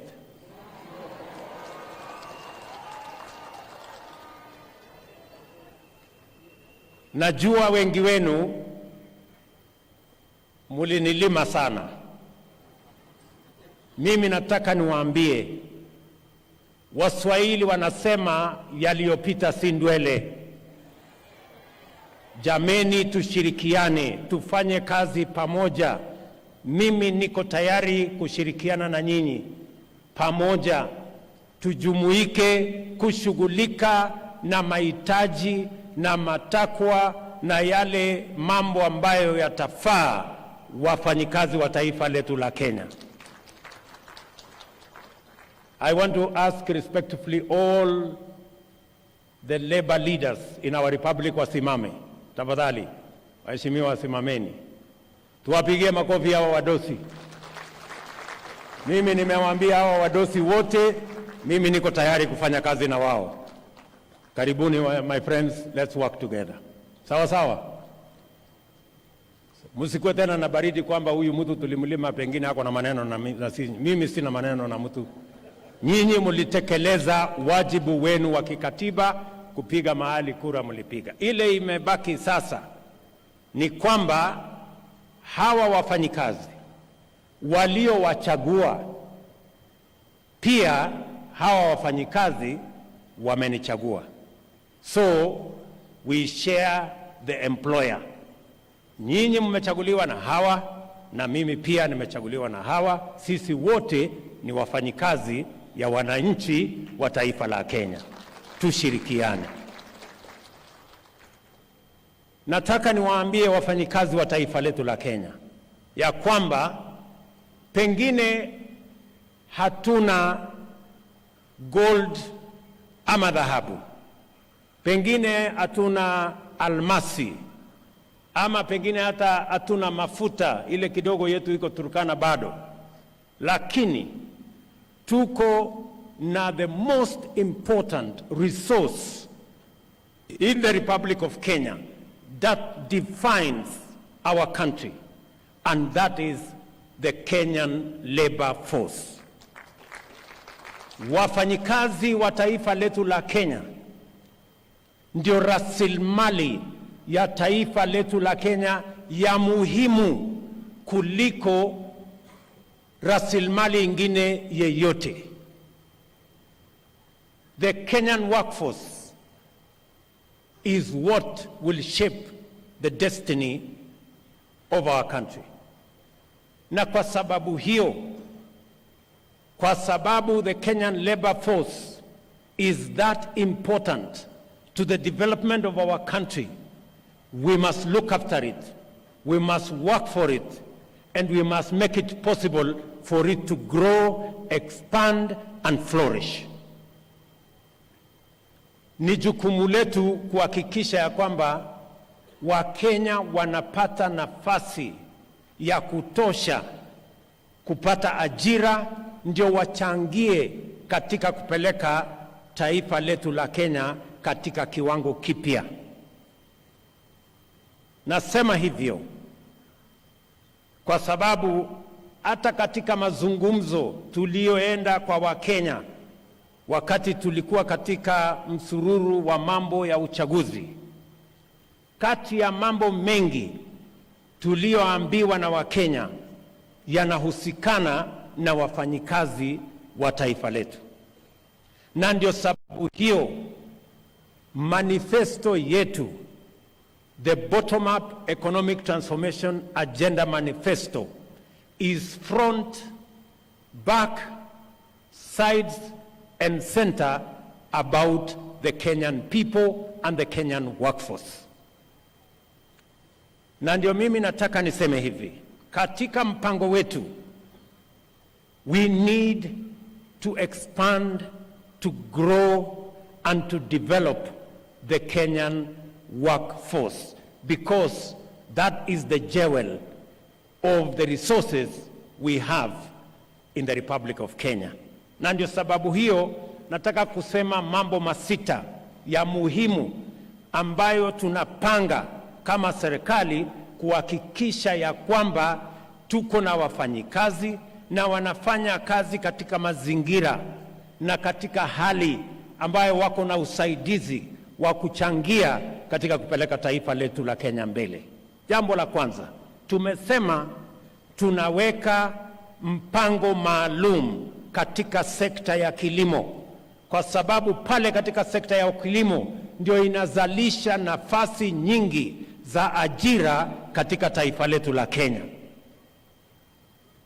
Ndio sababu tumeweka pesa bilioni 3 kukamilisha masoko katika kila constituency katika taifa letu la Kenya, ili kila mkulima tumsaidie aweze kufikisha mazao yake sokoni, mahali atakutana na wanunuzi, na tuondoe changamoto ya mabrokers na makartels ambao wanaharibu jasho ya mkulima kwa kununua bidhaa zake katika bei duni na kusababisha mkulima jasho yake ipotee. The reason why we are going to expand markets in all our constituencies, we have agreed with county governments on agricultural, aggregation and industrial parks in every county, where we are going to spend as national government 5 billion shillings in the coming budget and the county governments will spend equally 5 billion shillings so that we can aggregate our agricultural produce and give real value to our farmers by eliminating middlemen, cartels, and brokers, so that the Kenyan worker in the farm can earn a decent wage and a decent living. Vile vile, tuko na export promotion program. Tuko na EPZ ya Athi River. Tuko na EPZ katika sehemu mbalimbali. Tunaweka EPZ Dongokundu. Tuko na EPZ mpya Naivasha. Tunaanzisha special economic zones zingine 5 katika taifa letu la Kenya, katika nia na mpango yetu ajira 1000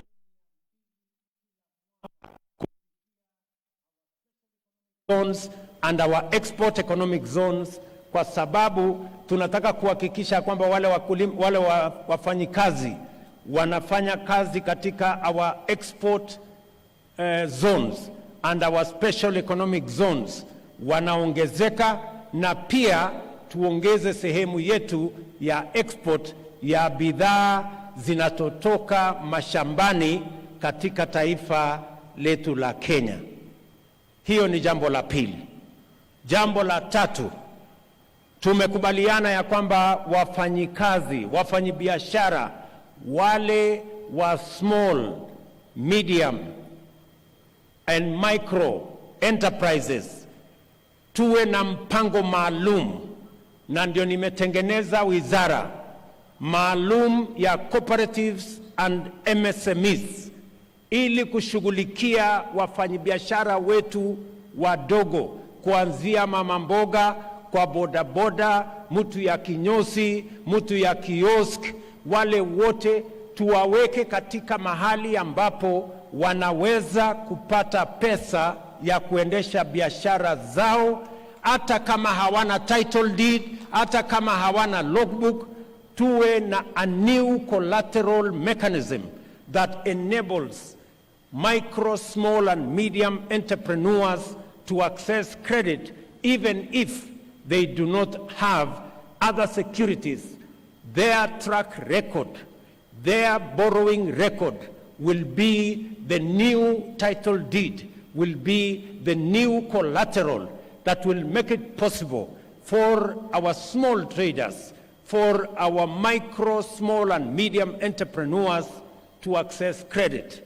Tulianzisha miezi 6 iliyopita Hustler Fund ambayo leo imekopesha pesa bilioni 27. Wananchi wameshalipa bilioni 17, na wananchi ambao wamekopa hiyo pesa ni karibu wananchi milioni 15. Nataka niwatangazie ya kwamba kuanzia mwezi ujao tutapeleka Hustler Fund katika awamu ya pili, mahali sasa wewe mfanyibiashara wa kiosk, wewe mfanyibiashara wa kinyosi, na wewe jamaa wa bodaboda unaweza kukopa shilingi 10,000 hadi shilingi 1,200 kuanzia mwezi ujao.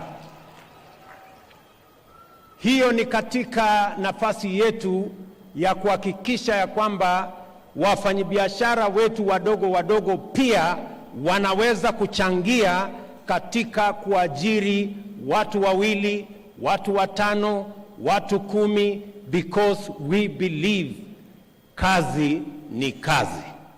Si tulikubaliana namna hiyo jameni? Jambo la 4, tumekubaliana ya kwamba sekta yetu, the digital economy, tulikubaliana ya kwamba tutaweka ile tunaita digital superhighway. Juzi nilikuwa Malava, siku hiyo ingine nilikuwa Kisii. tulikuwa Kwale. Katika mpango ambayo tuko nayo sasa tunafanya na TVETs, tumeleta kompyuta 20,000 katika zile TVETs. Sasa tunataka wabunge wetu, tutashirikiana na wao, tuwe na digital hubs in every ward in the Republic of Kenya, so that we can tap into the digital economy and we can move our young people in their millions into digital jobs, kwa sababu kuna ajira ajabu katika sekta ya teknolojia, na kwa sababu Wakenya ni wafanyikazi na umaarufu ya wafanyikazi wa taifa letu la Kenya inajulikana kimataifa. Hiyo sekta ambayo vijana wengi wa taifa letu la Kenya ni wanaelewa zaidi, the digital space. The reason why we are expanding our digital footprint across the country is because we want to tap and connect our young people with digital jobs that will be possible under the whole program that connects young people to jobs anywhere in the world. Tuhakikishe ya kwamba vijana wetu tunawapanga na ajira, na mimi nimefurahi ya kwamba tumeanza hiyo mpango na tayari kila TVET katika Republic ya Kenya itakuwa na makompyuta, na tukikamilisha budget hii, kila mbunge katika taifa letu la Kenya tutakubaliana na wao na tutako-invest ili katika kila ward katika taifa letu la Kenya tuwe na digital hub, mahali vijana wa Kenya wanaweza kwenda kupanga mambo yao ya ajira tukienda mbele. Tumekubaliana vile waziri hapa amesema ya kwamba tuko na nchi nyingi ambazo wanatuuliza wanataka wafanyikazi wa Kenya. Nilikuwa Ujerumani na kiongozi wa Ujerumani atakuwa hapa on Thursday. Chancellor wa Ujerumani atakuwa hapa Thursday.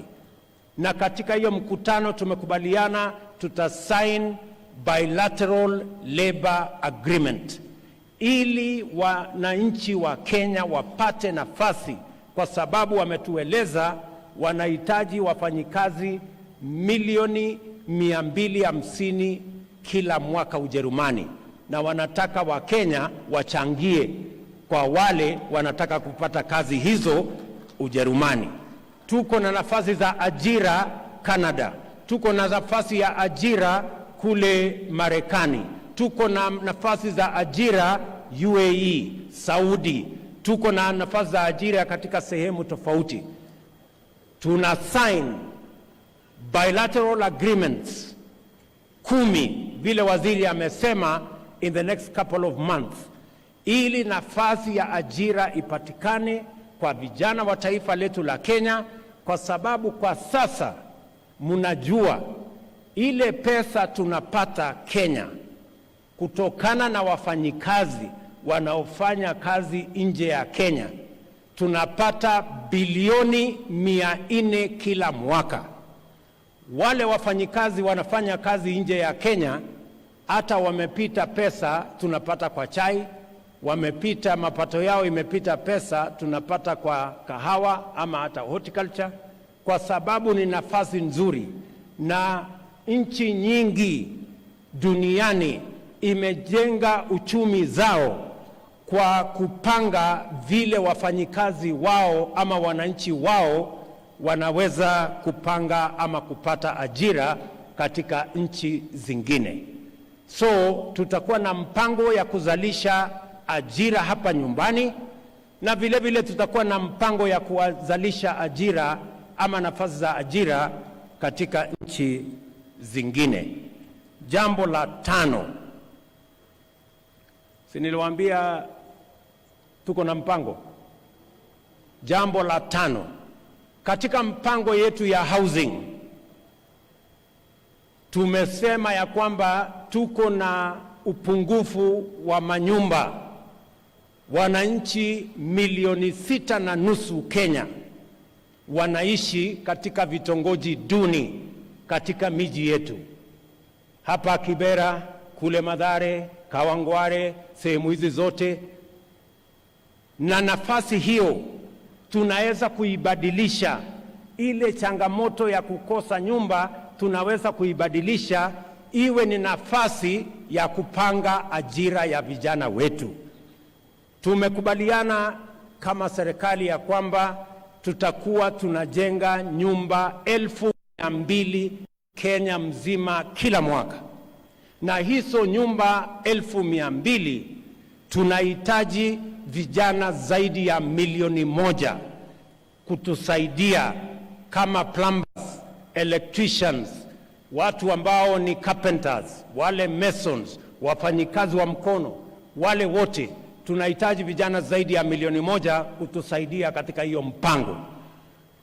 Mimi najua ya kwamba kazi hiyo, nimeanzisha nyumba kadhaa hapa Nairobi. Hapa Nairobi saa hizi tumefikisha nyumba 40,000 ambazo tunajenga. Nitakuwa hapa Makongeni tena in the next 1 month kuanzisha nyumba 30,000 zingine. Na tunataka kuhakikisha ya kwamba hiyo mpango katika budget yetu tumeweka nyumba 100 katika kila constituency as the catalyst ya kuhakikisha kwamba tunaanza kuspread mambo ya ujenzi wa manyumba ili tuhakikisha kwamba vijana wetu wanapata ajira. Watu wengi na naona viongozi wengine wanashinda wakishangaa, mbona huyu hasla anasukuma sana mambo ya ujenzi wa manyumba? Sikizeni. The reason why we are pushing the housing plan ni kwa sababu nchi zingine wamegundua ya kwamba ajira, huwezi tu kusema ajira itapatikana. You must have a plan. Huwezi tu kusema uchumi itakuwa alafu ajira itapatikana. Hapana, lazima uwe na mpango. You must be deliberate about where and how many jobs you are going to create in which sector and for what reason. Wale ambao wananiuliza maswali kwamba hii nyumba unaongea juu yake, wewe uko na haja gani na ile nyumba mimi naishi? Siwache tu mimi nijipange na nyumba yangu. Mimi nataka niwaambie hawa wadosi, tafadhali, unajua mpango ya housing sio nyumba peke yake tunatafuta. Hapana, tunatafuta pia ajira ya hawa vijana, kwa sababu na hiyo ndio muhimu hata kuliko ile nyumba tunajenga. Kwa sababu tusipopanga ajira ya hawa vijana, watakuwa wanatungojea barabarani, watakuwa wanahangaika mitaani, wataingia kwa madawa ya kulevya na sote tutapata hasara. It is important, and I want the good people of the labor movement who are here to listen to me very carefully. I know muko na maneno kidogo na mimi hapo, lakini I am going to explain myself mpaka tukubaliane vile tutaenda mbele pamoja. Mimi nataka tukubaliane hivi. I said 5 things. I said 6 things. Nimekamilisha. Nimesema mpango yetu ya housing, mpango yetu ya kilimo, mpango yetu ya MSME, mpango yetu ya housing, mpango yetu ya digital na mpango yetu ya diaspora. Ndio tunataka tutumie kuzalisha ajira, nafasi ya ajira, kwa sababu nafasi ya ajira ni muhimu kwa vijana wa taifa letu la Kenya. Otherwise, we are not going to solve the unemployment problem unless we have a plan on how we are going to solve it. Ya tatu, jambo la tatu, ili hii mpango yote hii iendelee, lazima vile vile tuhakikishe ya kwamba wafanyikazi wa taifa letu la Kenya pia wanashughulikiwa. How are we going to make sure that the Kenyan worker is ultimately going to reap a benefit from their work and from their sweat? Jambo la kwanza, How do we protect the Kenyan worker? How do we serve the Kenyan worker? How do we work for the Kenyan worker? For those of us who are in leadership and for those of us who have an opportunity to serve. Number one, we must make sure that when the Kenyan worker, after working for 10, 20, 30, 40, 50 years, they can retire in dignity. Today, Bwana Atwoli na hawa viongozi, nataka niwaongeleshe as one of you, as a leader like you. Hawa wafanyikazi ni jambo la kusikitisha sana kwamba baada ya miaka 50, miaka 40, Mkenya amechangia jasho yake, amefanya bidii, anaenda katika maisha ya umaskini. Kenya, the Global Age Watch Index, you people in the labor movement should know it. The Global Age Watch Index inasema Kenya, kwa zile nchi ambazo zimefanyiwa utafiti, Kenya ni nchi namba 72 kwa nchi 96. Karibu sisi tuko mkia kwa wale watu wanaenda nyumbani ama wana retire kwa umaskini. Why should the Kenyan worker retire into poverty? Lazima tujiulize. Lazima nyinyi kama viongozi wa labor movement, you must ask yourselves, how can you be leaders in the labor movement when the people you lead end up in retirement in poverty? And it is the reason why mimi nimekuwa na shida sana na mzee Atwoli for a very long time. Nilikuwa nauliza Atwoli, wewe unapinga hii 6%. Wewe unasema mwananchi atoe shilingi 200 kila mwezi. Ati hiyo ni pesa ya retirement, 200 shillings. Mwananchi akitoa 200, mfanyikazi akitoa 200, employer anatoa 200. Sasa mimi nataka nikuulize, 200 inakuwa 400. Hata kwa maombi, hata kwa dawa, hata kwa uganga, utafanya nini 200 iweze kutosha kulinda huyu mtu akienda retire? Inawezekana kweli shilingi 200 kubadilisha maisha ya mtu? It's not possible. And that is why we have age-old poverty in Kenya, and we are 72 out of 79. Who has contributed? Sasa mimi nataka niwaulize viongozi wenzangu, mko hapa sasa, nyinyi mnasema ni sawa mtu wa contribute 200, na hii sio pesa, sio tax. It is not tax. Hii ni pesa ya mwenyewe, pesa yako ambayo utatumia ukienda retire. Hiyo ni tax, sio ni pesa yako. Unaweka tu kwa akiba, na Waswahili wanasema akiba haiozi bwana, ama namna gani? So the reason why I was pushing that we change this contribution structure ya mambo ya NSSF kutoka shilingi 200 mpaka 6% ni kwa sababu tunataka wafanyikazi wetu baada ya kufanya kazi miaka 20, 30, 50 waende nyumbani wakiwa na pesa ambayo watalipwa kila mwezi, mpaka kila mtu aweze kwenda hiyo safari ya mbali akiwa anaishi maisha yenye heshima. Tunaelewana jameni? Mimi nimefurahi ya kwamba wakati nimeongea na mzee huyu Atwoli, finally tumekubaliana. Na kuanzia miezi miwili iliyopita, sasa kila mfanyikazi analipa 6% na kila employer analipa 6%. Na unajua, the beneficiary here, good people, the beneficiary is the worker. Sasa wewe mfanyikazi umetoa 200. Sasa yule employer wako atatoa tu 200. Lakini ukitoa 1000, he will be forced kutoa nini? 1000. Mwenye amefaulu ni nani? Si ni mfanyikazi? kwa sababu ile pesa yake ya retirement imeongezeka. That is the logic, my friends. In the last 2 months, let me give you the statistics. In the last 2 months, baada ya sisi kuimplement 6%, pesa ya retirement ya wafanyikazi imeongezeka kutoka 1.2 billion every month. In the month of February, ilikuwa 2.5 billion. In the month of March, ilikuwa 3.5 billion. I promise you, in the next 3-4 months, it is going to be the maximum, which is going to be 6.5 billion shillings every month. Money that will be available to the Kenyan workers in retirement. Nyinyi mnanielewa jameni?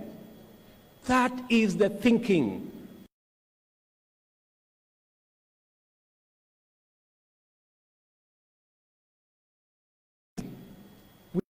We learn from best practice. Mimi nataka niwahakikishie kama mimi pia nikiwa ni mfanyikazi nimeajiriwa kama vile nyinyi na wananchi wa taifa letu la Kenya, ya kwamba hiyo statistics ambayo nimepatiwa kutoka Wizara ya Labor ni kwamba we are only at around 60%. Wale watu ambao wame ratify na tayari sasa wana contribute from the 3.6 million workers we have on payroll, already 2.5 million wameanza kulipa 6%. Imebaki only 1 million, and I am confident that progressively we will get to the numbers and we will begin the journey. Kwa sababu nataka niwaeleze, and I have to tell you this because by God's grace I am the leader today in Kenya, ya kwamba Kenya, the culture of saving, we are only at 8% of GDP. Nchi zingine ziko all the way to 55% of GDP. Ndio munaona tunaenda kukopa pesa kutoka China, kwa sababu in China their saving culture is at 55% of GDP. Hatutaki kwenda kukopa pesa China tena. Tunataka hii pesa yetu ambayo ni wafanyikazi wa Kenya ndio watatusaidia kujenga nazo barabara, kujenga nazo dunia hii, na tuwalipe ile interest tunalipa wale Chinese na tunalipa wale watu wengine. Hawa wafanyikazi wa Kenya wafaidike na interest ya serikali. That is all we are asking, good people. Hiyo ni agenda yetu ya kwanza, kutetea hawa wakulima, hawa wafanyikazi. These workers, they should retire in dignity because they have saved enough money to take care of their retirement. Jambo la pili, ili tuweze kuprotect these Kenyan workers, jambo la pili ni mambo ya matibabu, NHIF na matibabu in general. Niliwaahidi wa Kenya ya kwamba tutachunguza upya maneno ya afya. Wakenya wengi, karibu Wakenya milioni 1, statistics show that up to 1 million Kenyans sink into poverty because of medical bills, meaning that many families end up in poverty because a loved one got sick. They sell everything, they sell their produce, they sell their wares, they sell their property and end up in poverty. And we must address ourselves to the issue of health in Kenya. Niliwaahidi ya kwamba hii mambo ya health tutaichunguza. Mimi nataka niwatangazie hivi. Nimeketi chini na wizara yetu ya afya, tumepanga ile mpango tulikuwa nayo. Niliwaahidi ya kwamba tutaanza mambo ya health upya. We are going to have a paradigm shift in the delivery of our health products in Kenya. We are not going to go the route that we have always invested in curative health, we are going to go the opposite direction in promotive and preventive health interventions. Hatua ya kwanza ni ile Sakaja amesema hapa.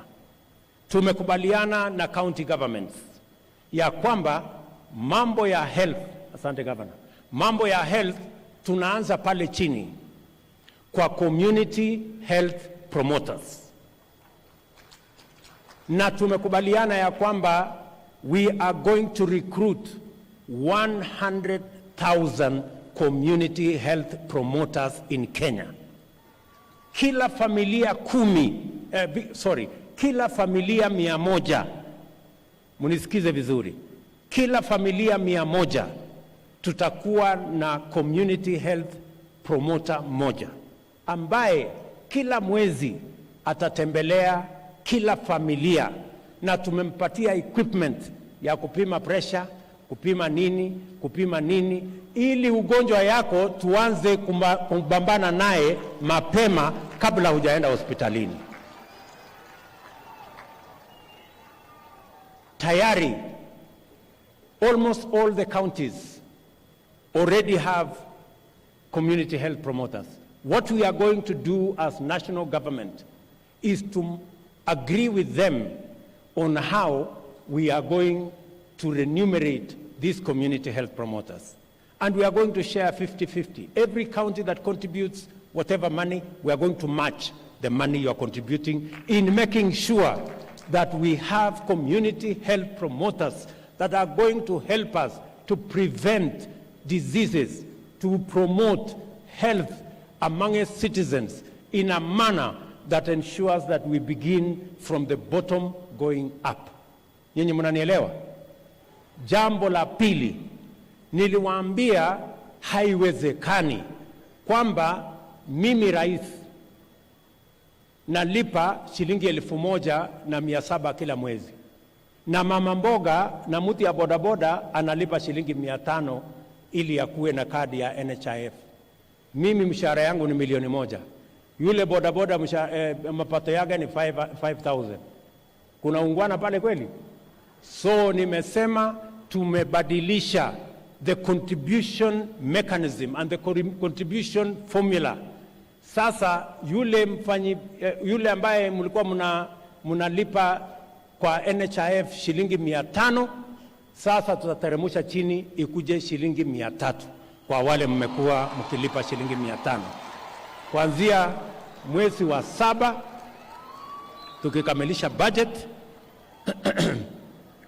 na mimi ambaye ni rais ambaye nimekuwa nishikilipa shilingi 1,000, sasa mimi nitalipa shilingi 27,500, na hao wengine katikati hapo watalipalipa hapo kidogo namna hiyo, so that we have an equitable contribution mechanism. Every one of us is going to contribute 2.7% of their earning to NHIF so that we can carry this load of health equally. Na vile vile tumeweka mpango mzuri ili kila mwananchi apate nafasi ya kuweza kupeleka watu wao wakiwa wagonjwa. Kwanza tuna ile ambayo tunaweza kumalizana nayo kule mashinani, tumalizana nayo. Hakuna haja ya mtu mwenye ako na homa anaenda Kenyatta National Hospital. Homa tunaweza kumalizana naye huko kwa kijiji. Ni kweli ama si kweli? Iko haja ya mtu ya homa aende Kenyatta National Hospital kuleta congestion? Sisi tunamalizana naye mashambani huko nyumbani. Community health promoter, health center, dispensary hapo tunamalizana na hiyo hapo. Tumekubaliana jameni? So we have a deliberate plan on how we are going to change how we deliver health in the Republic of Kenya, because that is the timely intervention that is necessary for our republic at this point in time. Nasema hivyo kwa sababu we want to serve the Kenyan worker and protect the Kenyan worker so that they can work optimally for us and work for their country and work for our nation. Jambo la tatu ambayo lazima tufanye ili kuwasaidia wafanyikazi wetu, nimesema lazima to protect their old age lazima to protect their health, na vile vile sera mpya, we are going to have a new wages and remunerations policy. Tunatengeneza sera mpya ambayo itashughulikia ni nani analipwa pesa ngapi. Tuondoe tofauti ambayo iko kati ya wafanyikazi wa umma, wafanyikazi wa private sector. We must harmonize how we treat all our workers so that all workers work for equal pay that is fair and that ensures, hata tukisema minimal wage, lazima tukubaliane, how do we arrive at minimal wage? How do we arrive at a decent, livable wage? Hiyo sera tayari iko katika baraza letu la mawaziri. Bwana chairman wa Labour hapo bunge, Bwana Karemba yuko hapa, anaitwa Bwana Mushangi. Tutaleta hiyo sera bunge, alafu nyinyi kama bunge mutatembelea hawa wafanyikazi wa Kenya wote, walete mchango wao vile wangependa hiyo sera itekelezwe kwa manufaa ya wafanyikazi wote wa taifa letu la Kenya. Jambo la nne ambayo tunataka kufanya kushughulikia hawa wafanyikazi wetu ni mambo ya injury in the place of work. Kuna wafanyikazi wengi wanaumia pale kazini, na inakuwa ni changamoto kubwa kupata compensation. Wengi wanakuja pale katika wizara ya Labour, wanahangaika ofisi hii, wanahangaika ofisi hile, kwa sababu tumesema ile mpango iko sasa for compensation around injuries at the place of work ni kwamba it is the employer who bears liability. We want to change the structure because some employers run away from that responsibility when it happens. We are going to change that whole framework so that it becomes a social insurance scheme called the Workers' Compensation Fund, so that it is predictable, so that every worker has access, na pia itakuwa rahisi kwa employers, so that employers don't carry too much burden when their employees are injured. They only contribute an insurance premium that will ensure that if workers are injured, there is a fund that will make sure they are paid. Some of the workers lose their limbs, they lose their hands, and that is what makes them underpaid. We must be able to compensate workers in that manner.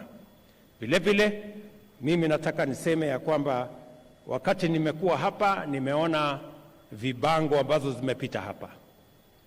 Wafanyikazi wakisema wanataka ile section, ile ILO Convention 189 on decent work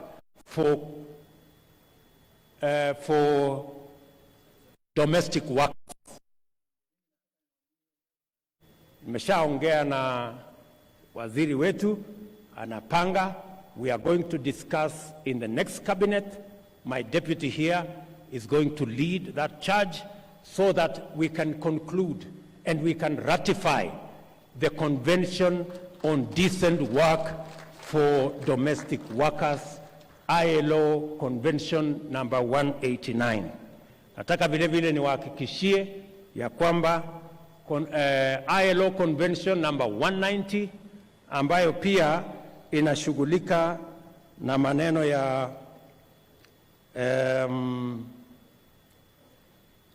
elimination of violence and harassment in places of work, ILO Convention number 190, together with ILO Convention number 189, to ensure that workers can go to work, there is no harassment, there is no intimidation.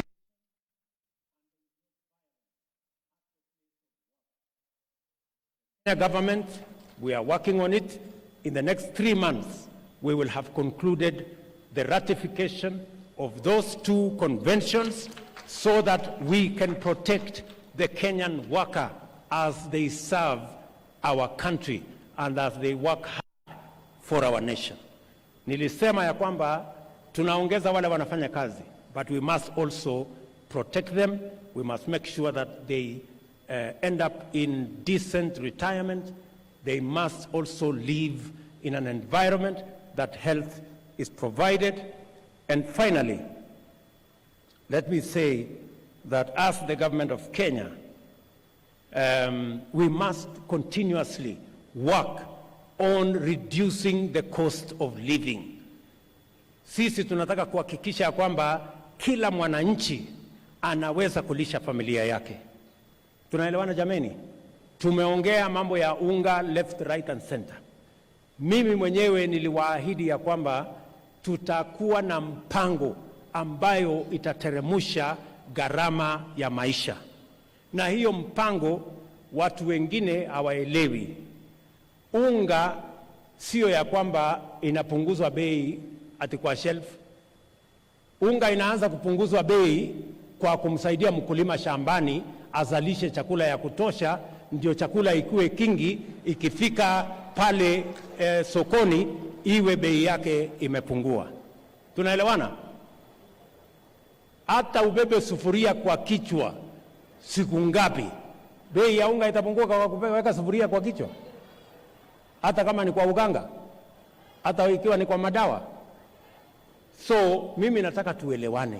Na unajua hii bei ya unga ilifika 230 kwa sababu mawazo ya hawa jamaa wanafikiria kwamba ukiweka sufuria kwa kichwa ndio bei itapungua. If you do not have a plan on how to grow more food so that you increase supply, how are you going to reduce the prices of food commodities? And that is why mimi nawashukuru wakulima wetu. Tumepatia, niliwaeleza ya kwamba tutapunguza gharama ya mbolea. Tumepunguza kutoka shilingi 7,000 mpaka shilingi 3,500. Na mwaka ujao tutapunguza zaidi, so that in due time we will make sure that we manage the cost of living, we manage the cost of food, so that every citizen of the Republic of Kenya anaweza kulisha familia yake na chakula ipatikane kwa bei nafuu na kila Mkenya aweze kujisimamia. That is the direction we are going. Mimi nimesikia mumesema bado. Mimi nataka niwaambie hivi. Hii bei ilikuwa 230, si ni kweli? Saa hizi ukienda kwa shelf, na mimi nataka niwaambie, endeni hapa Quickmart ama uende Naivas, utakuta iko ya shilingi 200, iko ya shilingi 180, iko ya shilingi 170, iko ya shilingi 158. Wewe ndio utaamua utanunua gani. Kama unataka kununua ya 200, ununue ya 200. Kama unataka kununua ya 158, nunua ya 158. Hiyo ni uamuzi yako. Tunaelewana? Si dunia hii ni demokrasia? Si unafanya ile unajua unataka kufanya? Na mimi nitaendelea kukaza kamba. Bado kuna millers wanatufanyia ukora, lakini mimi nitapambana na wao mpaka tuhakikishe ya kwamba every citizen has a right to access food that is quality, that is enough for their families. Na hiyo kazi mimi nitafanya na bidii. Unajua hawa jamaa, hiyo safari ya kufikisha unga 230 ilikuwa ni safari ya miaka 4. Sasa mimi nataka niwaulize, safari ya miaka 4 unaweza kukamilisha kwa wiki 2? Hata kama wewe ni malaika? So watulize boli. Maneno mimi napanga. Ama ni aje? Sijui kama tunaelewana. Kama hawa jamaa niliwapanga wakiwa na deep state na system na nini. Anyway, wacha nisilete siasa nyingine ambayo wachana na hiyo story. Sijui kama tumekubaliana wangwana wa Nairobi na wafanyikazi wenzangu. Mimi nataka niwahakikishie hivi. Sawa? Mimi nataka niwahakikishie ya kwamba kama taifa la Kenya, sisi tunaheshimu haki ya kila mtu. Tunaheshimu ndugu zetu wa upinzani kwa sababu wako na jukumu ya kikatiba ya kutekeleza katika upinzani. But we also know what democracy looks like we also know what human rights are. It is nothing to do with violence. It is nothing to do with anarchy.